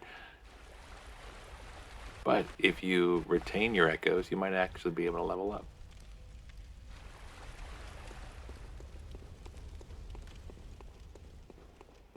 And then in we go. So as you can see, the door is open, so it's going to be a cut, and then we're going to go back to a load from my previous run through here when I first came through, and you're going to see one of my earlier runs attempting to defeat the Keeper of the Old Lords. So let's talk about that. So Keeper of the Old Lords, fire paper is useful, believe it or not, even though this enemy attacks with fire, waves of fire, and other fire attacks, but it does seem to be weak enough to fire that it can be considered a decent enough buff. But for this, we're going to actually use the Phantasm Shell, and we're going to use Arcane against the Keeper. And we're going to also wear the Keeper's outfit so that we can retain a little bit of fire resistance. This is slightly helpful. It's helpful enough in this fight that we're, you know, it's going to protect us from a little bit of fire damage so that it's not going to take off that last little bit of health with a hit. This was more to put it on for the second boss fight. Just decided to put it on now because there is enough fire attacks that she does. Figured why not? Let's see if it helps. Because what ends up being damaging the most is the Keeper's kind of 3 or 4 slashes from the sword in quick succession, and also the buff that she puts on her sword before she makes some of those attacks. So you'll see I go down pretty quickly here. The basic plan of attack, I'm already down. Basic plan of attack is to parry. Parry and get viscerals. So I decided arcane buff on the weapon plus the auger, and then just keep trying to whittle her down and stun her as much as possible and parry her whenever possible to get the viscerals. So we're going to do that attempt again. This was literally right afterwards.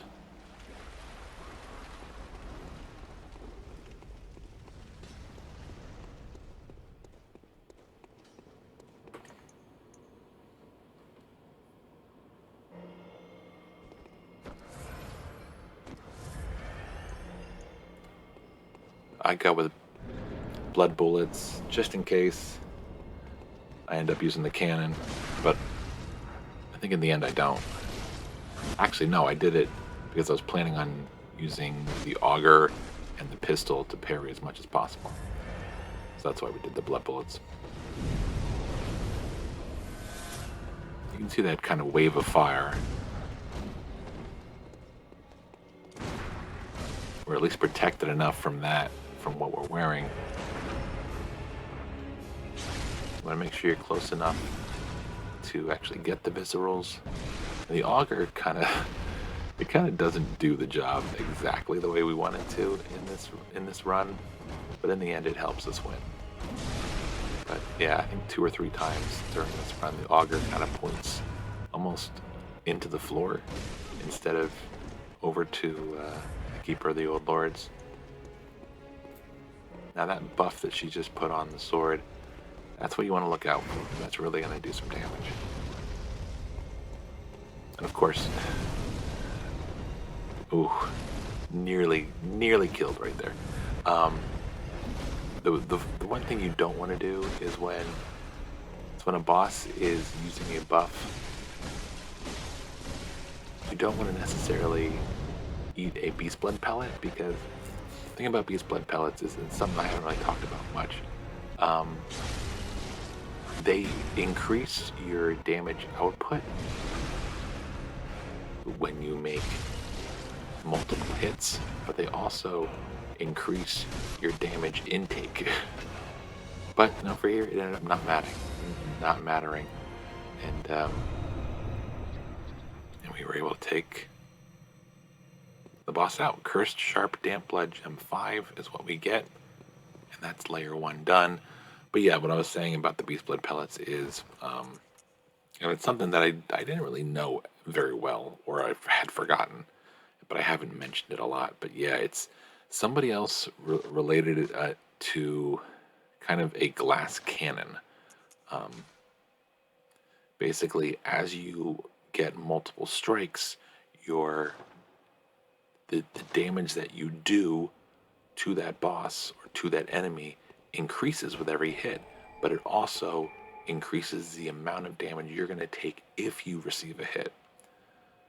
So definitely not something you want to do when a boss like the Keeper of the Old Lords buffs their sword and is coming for you for 3 or 4 or 5 hits, because that's going to be the end of you.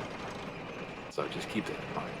And we'll be looking at that again with the second boss a little bit later on.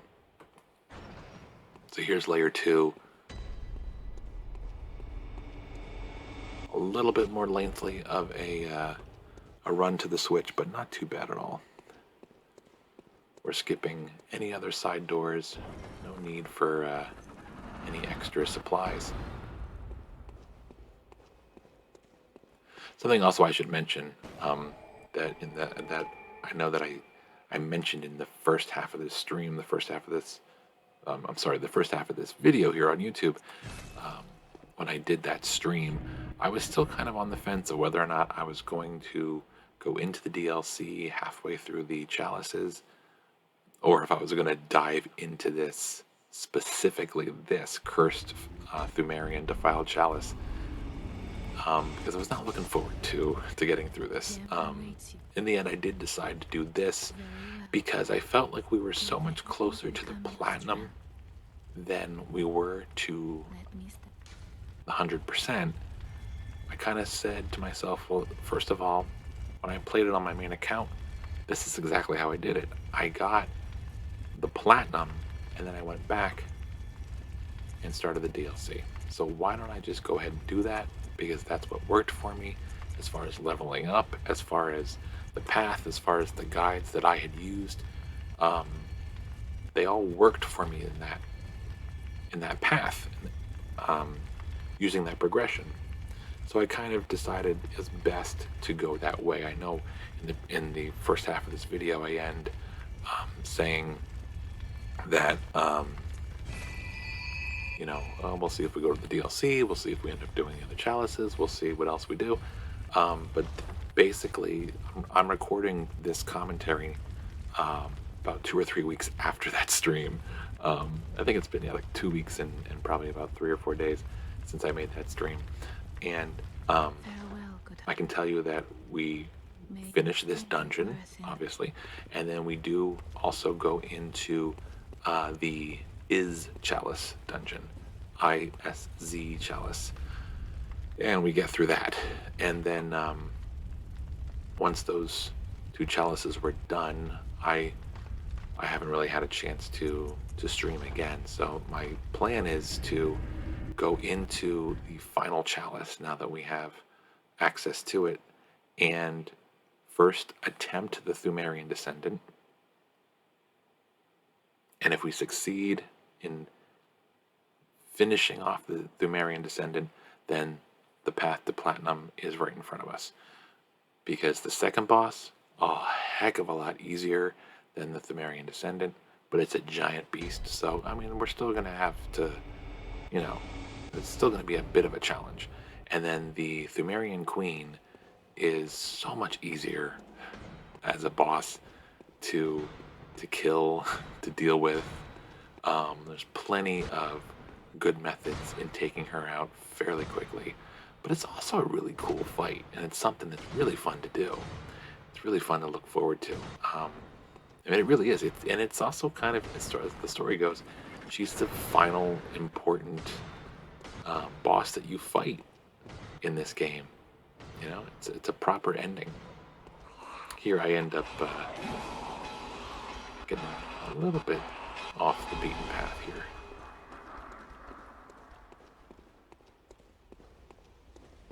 But yeah, so I think what I'd like to do once this part is over is attempt to finish off the chalice first before I even think about going into the DLC. If I find that I'm not leveled up enough to get through the Pthumerian Descendant, which was the only boss that gave me absolute frustration and rage when I played this on my main account. If I can get through him, watch out for those bombs there. The Molotov will explode in front of you and give you plenty of damage. But yeah, if I can get through the Pthumerian Descendant, then I got nothing else to worry about. And we'll finish that off. And then here's a Banshee. There's the switch. And then we'll, once that's all done, we'll go back, reload, after we defeat the Moon Presence for the Platinum Trophy. The final trophy in the Platinum. We'll reload and do the DLC for 100%. If I find that I'm not leveled up enough to complete the Pthumerian fight, Pthumerian Descendant, then we'll jump into the DLC and come back to wrap everything up with the final chalice being completed and then the Moon Presence being killed, going into New Game Plus, and then that'll be the platinum. It's a much more fitting way to do it. I always, whenever possible, I like to finish. I like the last trophy that I get to be the platinum instead of the DLC trophies.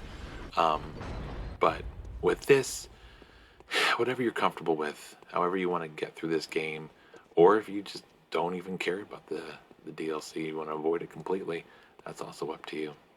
I think I'm going to go try to level up here, or, oh, I know what now I remember.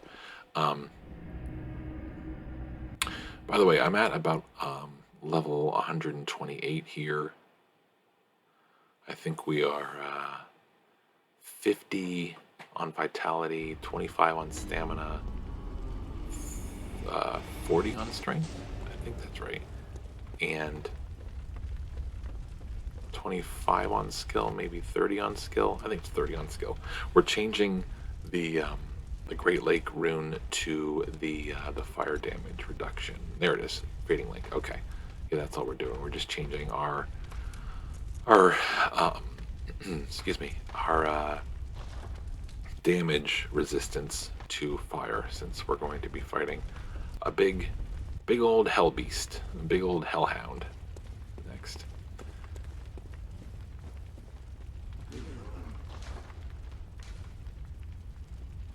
So, and we might even, yes, so you can see right there, 30 skill, and then arcane, we put one more point in arcane earlier in the video. The plan is, speaking of the Pthumerian descendant, the plan is, if possible, I wouldn't mind bringing my arcane up to 40 so that I can use a Call Beyond and see if that does any damage to him. But I think it's probably not worth struggling that far. I might do the CUMMFPK Root Chalice again, which gives you 83,000 echoes every time you walk into it, and just see what 40 arcane will do for that fight. Call Beyond. I mean, again, I've never used a Call Beyond. I've never played the game with arcane even as high as it is here, and so I don't know how long it takes to cast that and how effective it is against a boss, especially a boss that can fly into you and cut you 5, 6, 7 times in a row with its little curved scythe things, you know. So who knows? It might not be worth doing all that leveling, but it's definitely something I'm looking forward to experimenting with. It may be the next stream, or I might do it offline, just like I did this dungeon.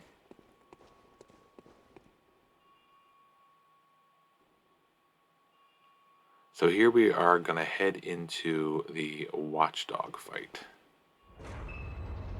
Watchdog of the Old Lords.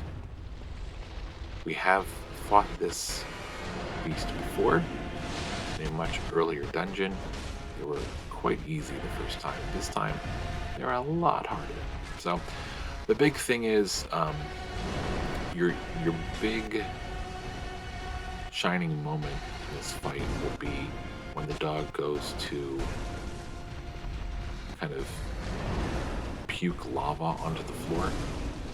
That's the moment you want to run up to its front legs. I usually go over here like this, on the left of its body, whack at its left front leg a few times. It will usually be stunned and fall on its front legs, and you can go to its back legs and do as much damage as you possibly can. These head swipes are another good place to attempt to hit the head once or twice, but I wasn't having a lot of luck with them. This kind of fire-breathing bite is it can get you pretty bad. See how much damage that does? If you're in its line of fire, then you could definitely suffer. Again, this bone ash suit, pretty much necessary. You definitely want to have something that's going to have fire resistance, and that's what we have. We have the most fire resistance we can have at this moment, the way that we're built. I think there might be one more outfit that has better fire resistance or fire reduction than this one, but this is what we have at the moment, so this is the best. So every time at all possible, I'm trying to get hits on the head after these swipes, but I found sometimes I was too far away, or I was too close and I was getting hit, or I wasn't getting a hit to connect. So if the Watchdog ends up puking every 5 or 6 attacks and you can get in on them, then that's going to be an easy fight. But if it's typically going to be a lot of these head swipes. The other attack you need to look out for, and it might be what kills me on my first attempt here, is the charge attack. If you get too far away from the dog can rear up and kind of run towards you, and that's, with this limited amount of vitality, it's probably going to take you out in one hit. Oh, here we go with another puke. Get a nice, good hit here, but eventually it's not going to be enough.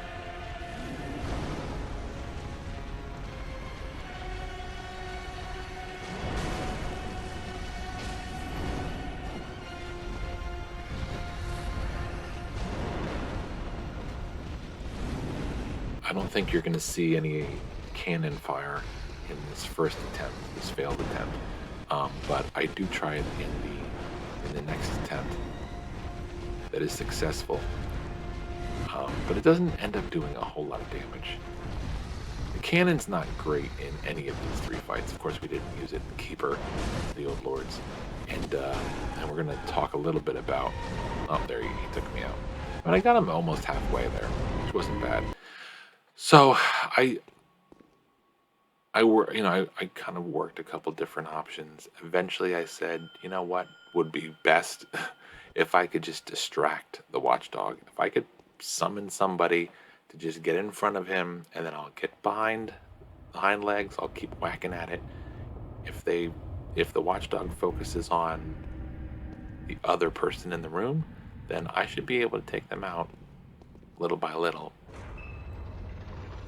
And maybe they'll even help me get some damage on. And that's what happens here. It's very effective. The big thing you want to make sure you do is that you stay close enough to the Watchdog so it's not going to rear around without any notice and kind of thrust, pummel you with the charged attack.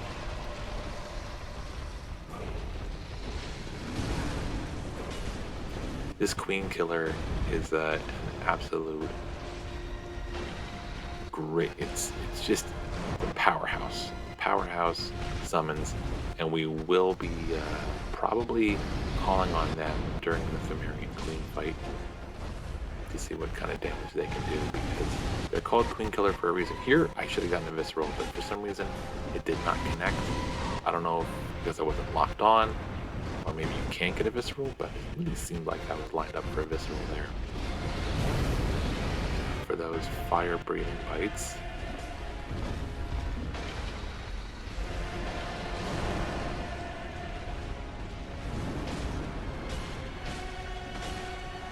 Definitely holding their own, the Queen Killer.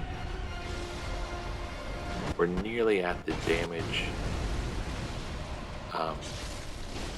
the amount of damage that we had in the last attempt before we got killed, and that could have nearly killed us right there.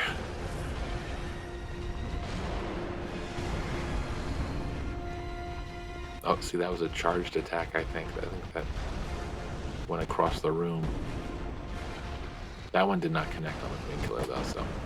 but it ended up taking out at least half of its life.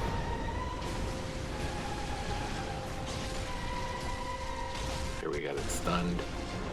Getting some good damage on the legs.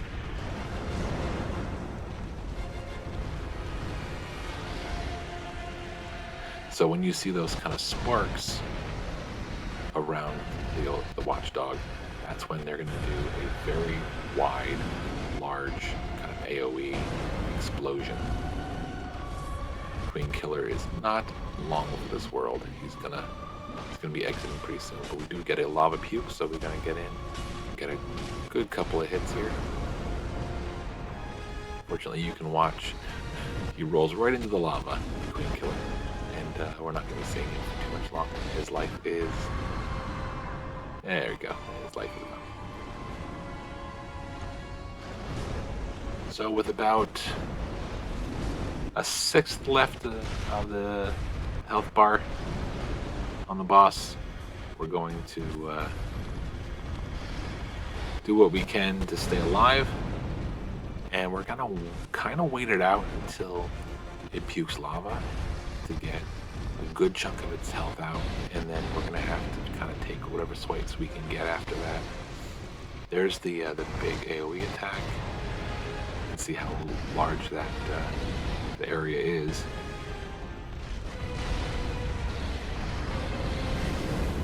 I do a cannon shot. It didn't really seem to do that much damage. It might be a matter of when you hit it, like when its head was down there on the ground might have been the better time to do it. Puking up lava, so let's get in there for a bunch of hits. Fortunately, I didn't connect on half of them, otherwise that would have been the end. And I'm a little too far away.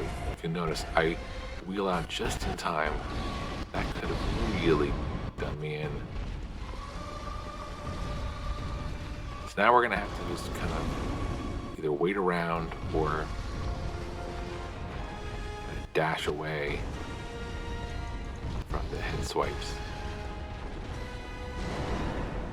Here I was thinking about maybe trying to get enough blood bullets to do another cannon shot, but it's not in the cards. It's impossible at this point. Big explosion, so it backed up.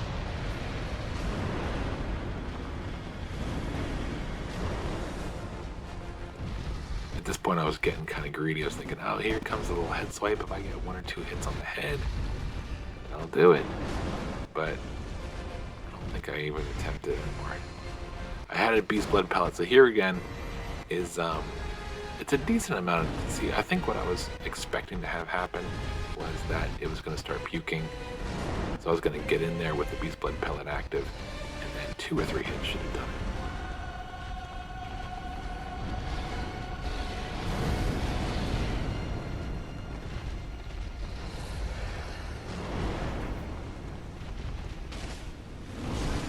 Something I didn't attempt in any of these runs was bolt paper, but you can certainly give that a try. I don't remember if it was effective enough to go with. So here we go. There's the puking, so we should be able to finish him off there, and we do.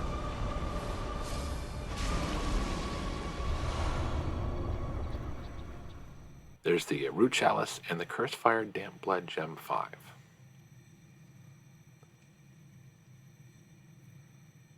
That's the only thing about doing the chalices.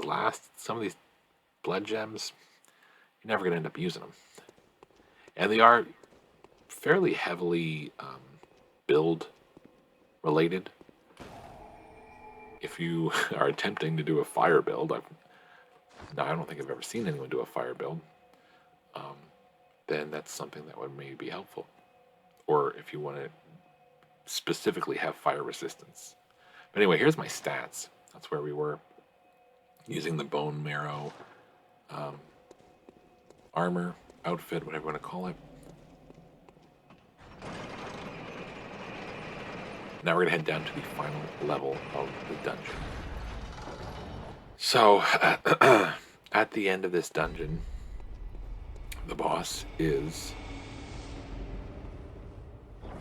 Amygdala.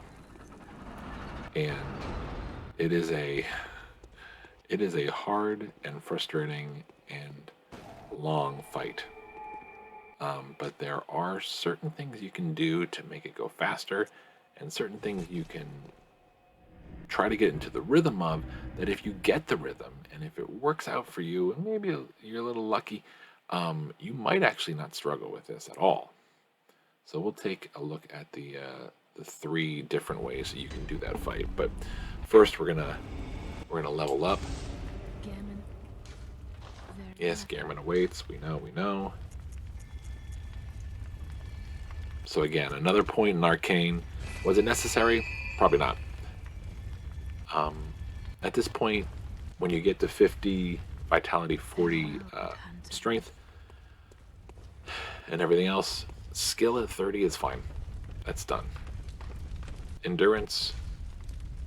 Do you find yourself running out of steam? Not really at this point. So 25 is fine. Basically, from here on out, if you're going to be putting points in, unless you are doing like a blood tinge or an arcane build, just putting 1 point in vitality, 1 point in strength, going back and forth with those. The amount of benefit you're going to get from each of those levels is going to diminish as time goes on. You're not going to see crazy amounts of help, of a larger health bar or anything. But you have the echoes, you may as well spend them before you lose them.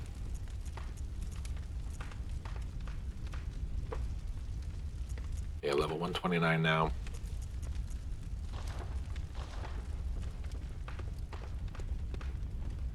And we're going to head back in for the final layer.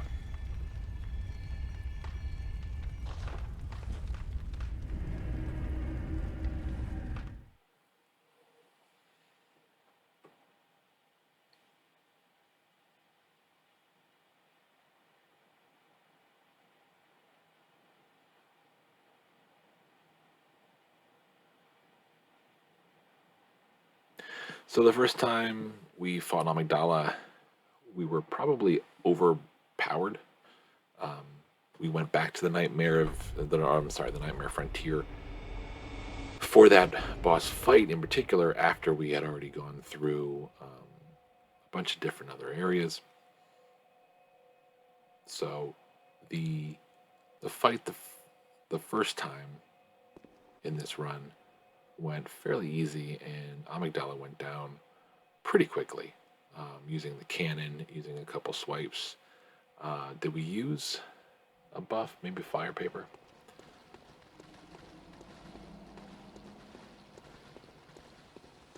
So right across there is the boss door. Up and to the right is where we're going to need to go to hit the switch. And we're really not fooling around here. We're going to go down, and we're going to try to get to the switch. And it doesn't end well. But at least we get the switch first. Again, here you're going to be losing echoes at some point, so don't go the extra mile just to keep that 36,000 echoes. You could literally just let them kill you. It'll save you a little bit of time. But that's kind of the lazy approach as well. And I almost make it here. I get to the ladder, and I'm ready to go. And then a stupid rat gets me. Stupid pussy rats. Oh, so gross. This is so gross. I hate how they jiggle and move, those little pus pockets. Ugh. Anyway. But yeah, I mean, no real worry there. That's 36,000 echoes. I'm sorry, 36,000 echoes was not going to end up staying in my pocket. I wasn't going to bring that home with me. I wasn't going to end up leveling up with it, because we are definitely going to die many times against this boss. I will tell you that what you're about to see is one failed attempt and one successful attempt. But truth be told, it probably took me 3 or 4 sessions, 3 or 4 days of fighting with Amygdala to get through it. Maybe it was less. I don't remember. But the problem I ran into was my methods were I was a little confused on what I was supposed to be doing in the third phase. There's, she has 3 phases. Stop calling her she, because I don't know. We don't know that. Amygdala. Amygdala has 3 phases. And unfortunately, the final phase it's pretty frustrating. It hits hard, and with one hit, your entire health bar can go to 0. So, but we'll talk about that. So here's the basic tenet of Amygdala in this room, in this chalice fight, with limited health, and Amygdala being a heck of a lot more powered up than your last encounter. So the first thing that Amygdala did when I walked in there was kind of a sweeping forward with the arms, and then slammed them down with kind of the elbows bent, a little bit more bent than they are there. That is the other hands forward, kind of ground slam. Those are the 2 things you want to look out for, and you want the boss to do as much as possible, because those are going to give you the chance, especially with the fire paper buff, to get 1, 2 to 3 hits on an arm. And as you can see, I got 3 hits so far, and that's the amount of damage we've done so far. It's a waiting game. It's frustration, it's patience, it's a lot of things that you're gonna have to, unfortunately, spend time working on. And again, that's what stinks about this fight, is you could do this first phase and get through it in under 5 minutes. And then the second phase is pretty much the exact same thing, but there's kind of what looks like an arcane buff to the arms when they slam down. They're going to glow, like a white bluish kind of glow to them when they come down, and that widens the attack range on the arms, and the attack kind of lasts for a couple seconds. So that can do damage to you a little bit more than you expect from the first phase. Then the third phase, the arms get ripped off, and nearly any hit that Amygdala gives you will clear out your health bar. It's just simple. So the 3 attempts are to whack the arms in one of those 2 ground slams that we saw. That's going to be your primary way of getting the boss's health down. Again, it takes a long time. That's kind of a buff that I never quite understood exactly how it worked, but I think it's just probably a little bit more damage output with a hit. The second thing you can try to do, and you're not going to be able to use it as your primary source of damage, but you can use blood bullets from the beginning, bone marrow ash, and use the cannon on Amygdala's head when it swoops down and leaves its head kind of exposed in some of those ground slams and other positions where the head is kind of at your same height. But you gotta be pretty vigilant about using the blood bullets. I see, like right here would be a good time to lock onto the head and fire the cannon. But you have to be very vigilant about keeping the blood bullets high enough so you can have 12 bullets at all times to make those shots. Consuming the bone marrow ash so that the cannon fire is increased in damage. And it's only 1 shot. And if you use it on your hunter's pistol, the first shot's the only one that's gonna have that added bonus. And the cannon, you literally get only 1 shot, 20 bullets. But if you're using blood bullets, you can get 2 shots out of that. Unfortunately, once those 2 shots are gone, you can't use enough blood bullets to make another 12 bullets to fire. So you have to keep that in mind.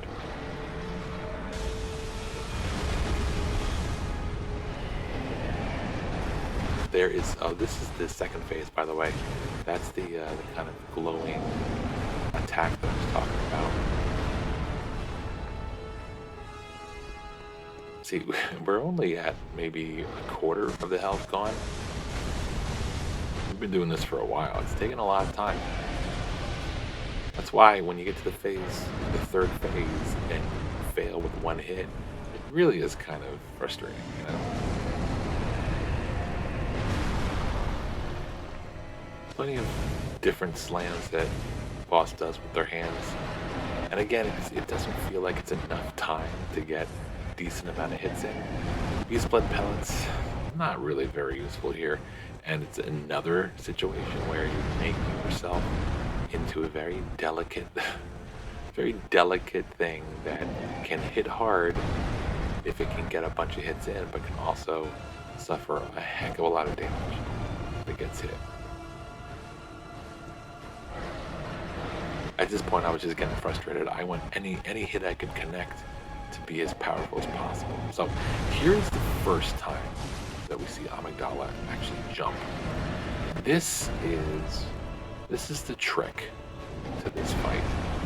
Basically, if you stand behind Amygdala's tail, a few feet behind it, it will almost always prompt Amygdala to jump up and land on top of it. So the method is, and I've seen this work for people before, to run up, get behind Amygdala, and spend the entire time spawning these jumps, making Amygdala jump.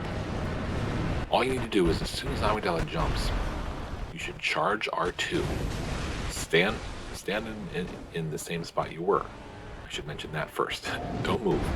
Charge R2, and as soon as Amygdala lands, lock onto the head and release your R2, and you should whack Amygdala in the chin, basically, because Amygdala will be on top of you, but will not damage you. Now, see, this is tempting here, but I didn't lock on at the time. Now, what I thought was that in phase 3, you have to move slightly forward, otherwise Amygdala's feet are going to be landing on top of you. But I found in the successful attempt that was not the case. So, again, the one successful method is to get behind Amygdala's tail at the beginning, which will prompt Amygdala to jump, charge R2, hit it in the head once or twice, walk under its body, through its legs, walk past the tail, turn around, watch Amygdala jump again, and do it all over again, over and over and over again. You can see we're now at like a third of her health, a third of its health. Jeez. But unfortunately, it doesn't work. Once we get into phase 3, I think. The lasers, I never find the lasers to be much of a concern. Also, the thing that it pukes out, I never got close enough to find out what it did. Here's the arms. That means it's time for phase 3, which means I'm going to die very soon here. But the thing with the lasers is you can even get hit by the laser and you're not going to suffer too much damage. It's the explosions that come after it that you absolutely have to avoid, because they will do major damage. Here I moved too forward, almost got clogged. Now it's just a lot of jumping. I think in my first playthrough of this game on my main account, I spent half of the fight just whacking away at the tail. I moved, yes, so there I died. So I moved, rolled into where the head ended up landing on. I would have stayed put, done a charge R2, I would have gotten a good hit on. So basically we're going to go back and do a lot of what we already covered here. You're going to see me prompting some of the arm slams. I am going to eventually get behind Amygdala, and then we're going to use the jumping charged R2 attack for the better part of the second half of the fight here.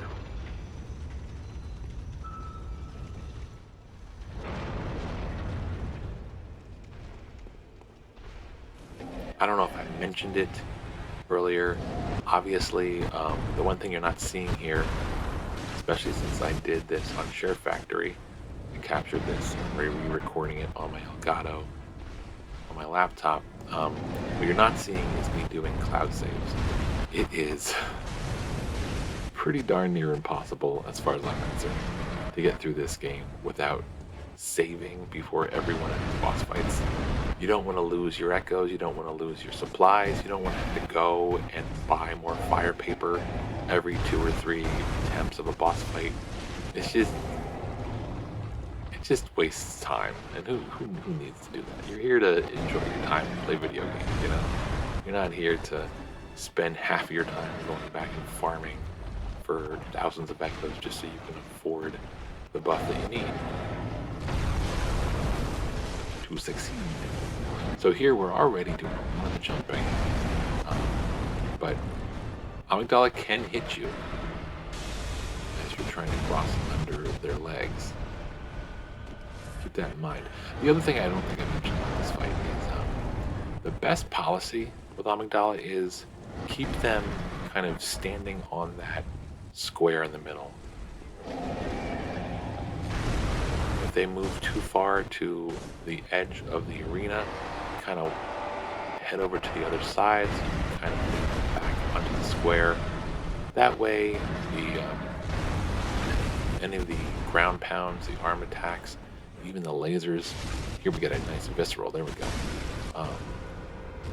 You want to just be at a proper distance, not too far away and not too close, so that you can do massive damage. You move in for massive damage on the arms when they do the slams, and you're not going to get hit by the slams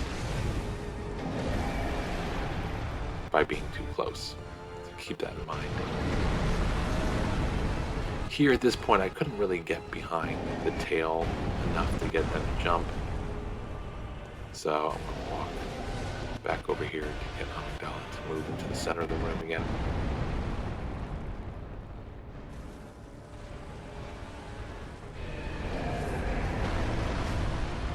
You get a feel for it, especially that first attack that we saw in the previous beginning of the fight, kind of sweeping forward with the arms and then landing in those positions. You'll get kind of used to where the arms are going to land, so hopefully you won't suffer damage like I just did there with the phase 2 attack.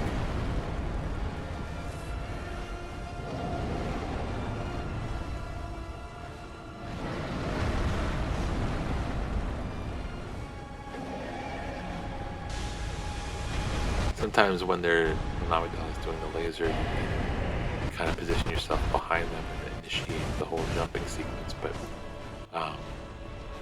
you really gotta seize the moment when that comes, otherwise don't even bother. Again, the head down like that, good time for cannon fire. Bone marrow ash on it. Might even been able to get a visceral right afterwards. Unfortunately, we did not do that. So, I mean, we are more than a third of Amygdala's life bar left.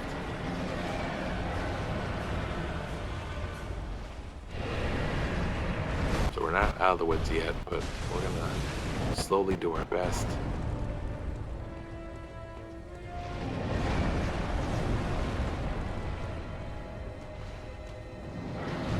There's the sweeping forward. So I got kind of used to knowing exactly where the arms were going to land at that point. So I kind of positioned myself right in between where the two arms fall, maybe a little bit in front of them. And that way I can move in for 2 or 3 strikes in the front right arm. You always want to walk through the legs and past the tail as best as you can, because Amygdala can stomp on you. sometimes it feels like you're kind of... The problem I was also having was I was locking on, or rather, like right here, you lock onto the head. Okay, now I want to move away, but unfortunately sometimes the lock on would remain, so the camera would pull back up to look like just like that at Amygdala's torso instead of follow the path through the legs where I needed to see so I could make sure I don't get stomped on. So that was a problem I kept having also. But luckily, we get another jump, 2 hits, and finally done after about 3 or 4 days of going through there and attempting that. Finally, a couple of the jumps, charged R2s, did the job. We got the final chalice. That's the chalice we need to get to the Pthumerian Queen, and another blood gem. That's going to do us oh so good. And that is the end of this chalice. Again, we already have the supplies we need for the next one, which is the Is Chalice, ISZ. We have defeated the Keeper of the Old Lords, the Watchdog of the Old Lords, and Amygdala here in the Cursed Pthumerian Defilement Chalice dungeon. And that is going to be where we end it for the day. I don't remember if I head back to the dream here or not. It looks like I do. Okay, so right, so level 129 basically, with a slight arcane build of about 27, 28 at this point. Yeah, this is where I'm going to stop here with the video, but I'll keep talking just for another second. And again, for the first 2 fights, we used a fire resistance outfit, and we put on the fire reduction rune for the second fight for the Watchdog. As usual, we were using the Saw Cleaver for throughout, which is fully upgraded, and the hand pistol for the Keeper of the Old Lords fight, and the cannon, which is at, I think, +9. I think I have it as high as I can without putting second Bloodstone on, because we haven't played the DLC to get the second Bloodstone. And I'm not spending 30 insight to get another Bloodstone. Thank you very much. So yeah, the cannon is pretty high powered. Flame Sprayer,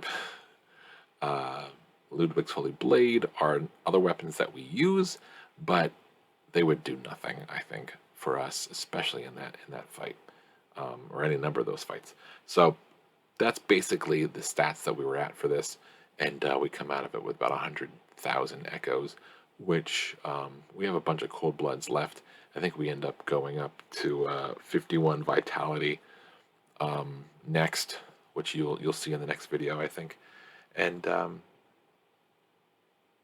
then yeah, we do the Is Chalice, and then the next up on the agenda, which we haven't gotten to yet here on the channel or on Twitch, is the final chalice. So we're going to give that an attempt next, and if we can get through the Pthumerian Descendant, we will continue, finish that off, and either go straight to the Moon Presence and then revert the save after we get the Platinum to go into the DLC, or we'll go into the DLC before the Moon Presence and the Platinum.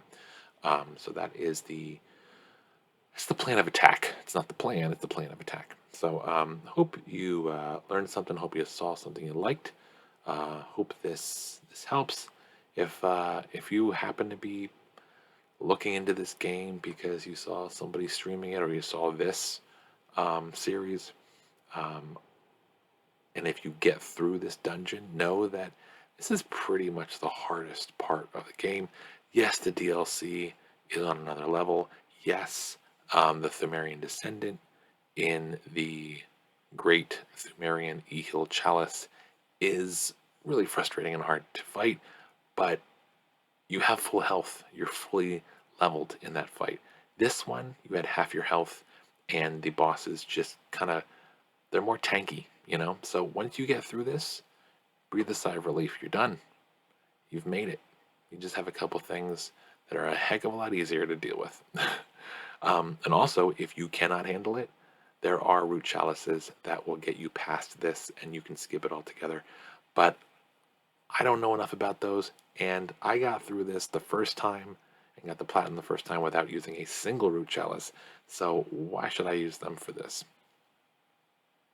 So hope this helped, as I said, and hope that you are enjoying this series and you come back for the next one, which will hopefully be within the next few days. Until then, take care.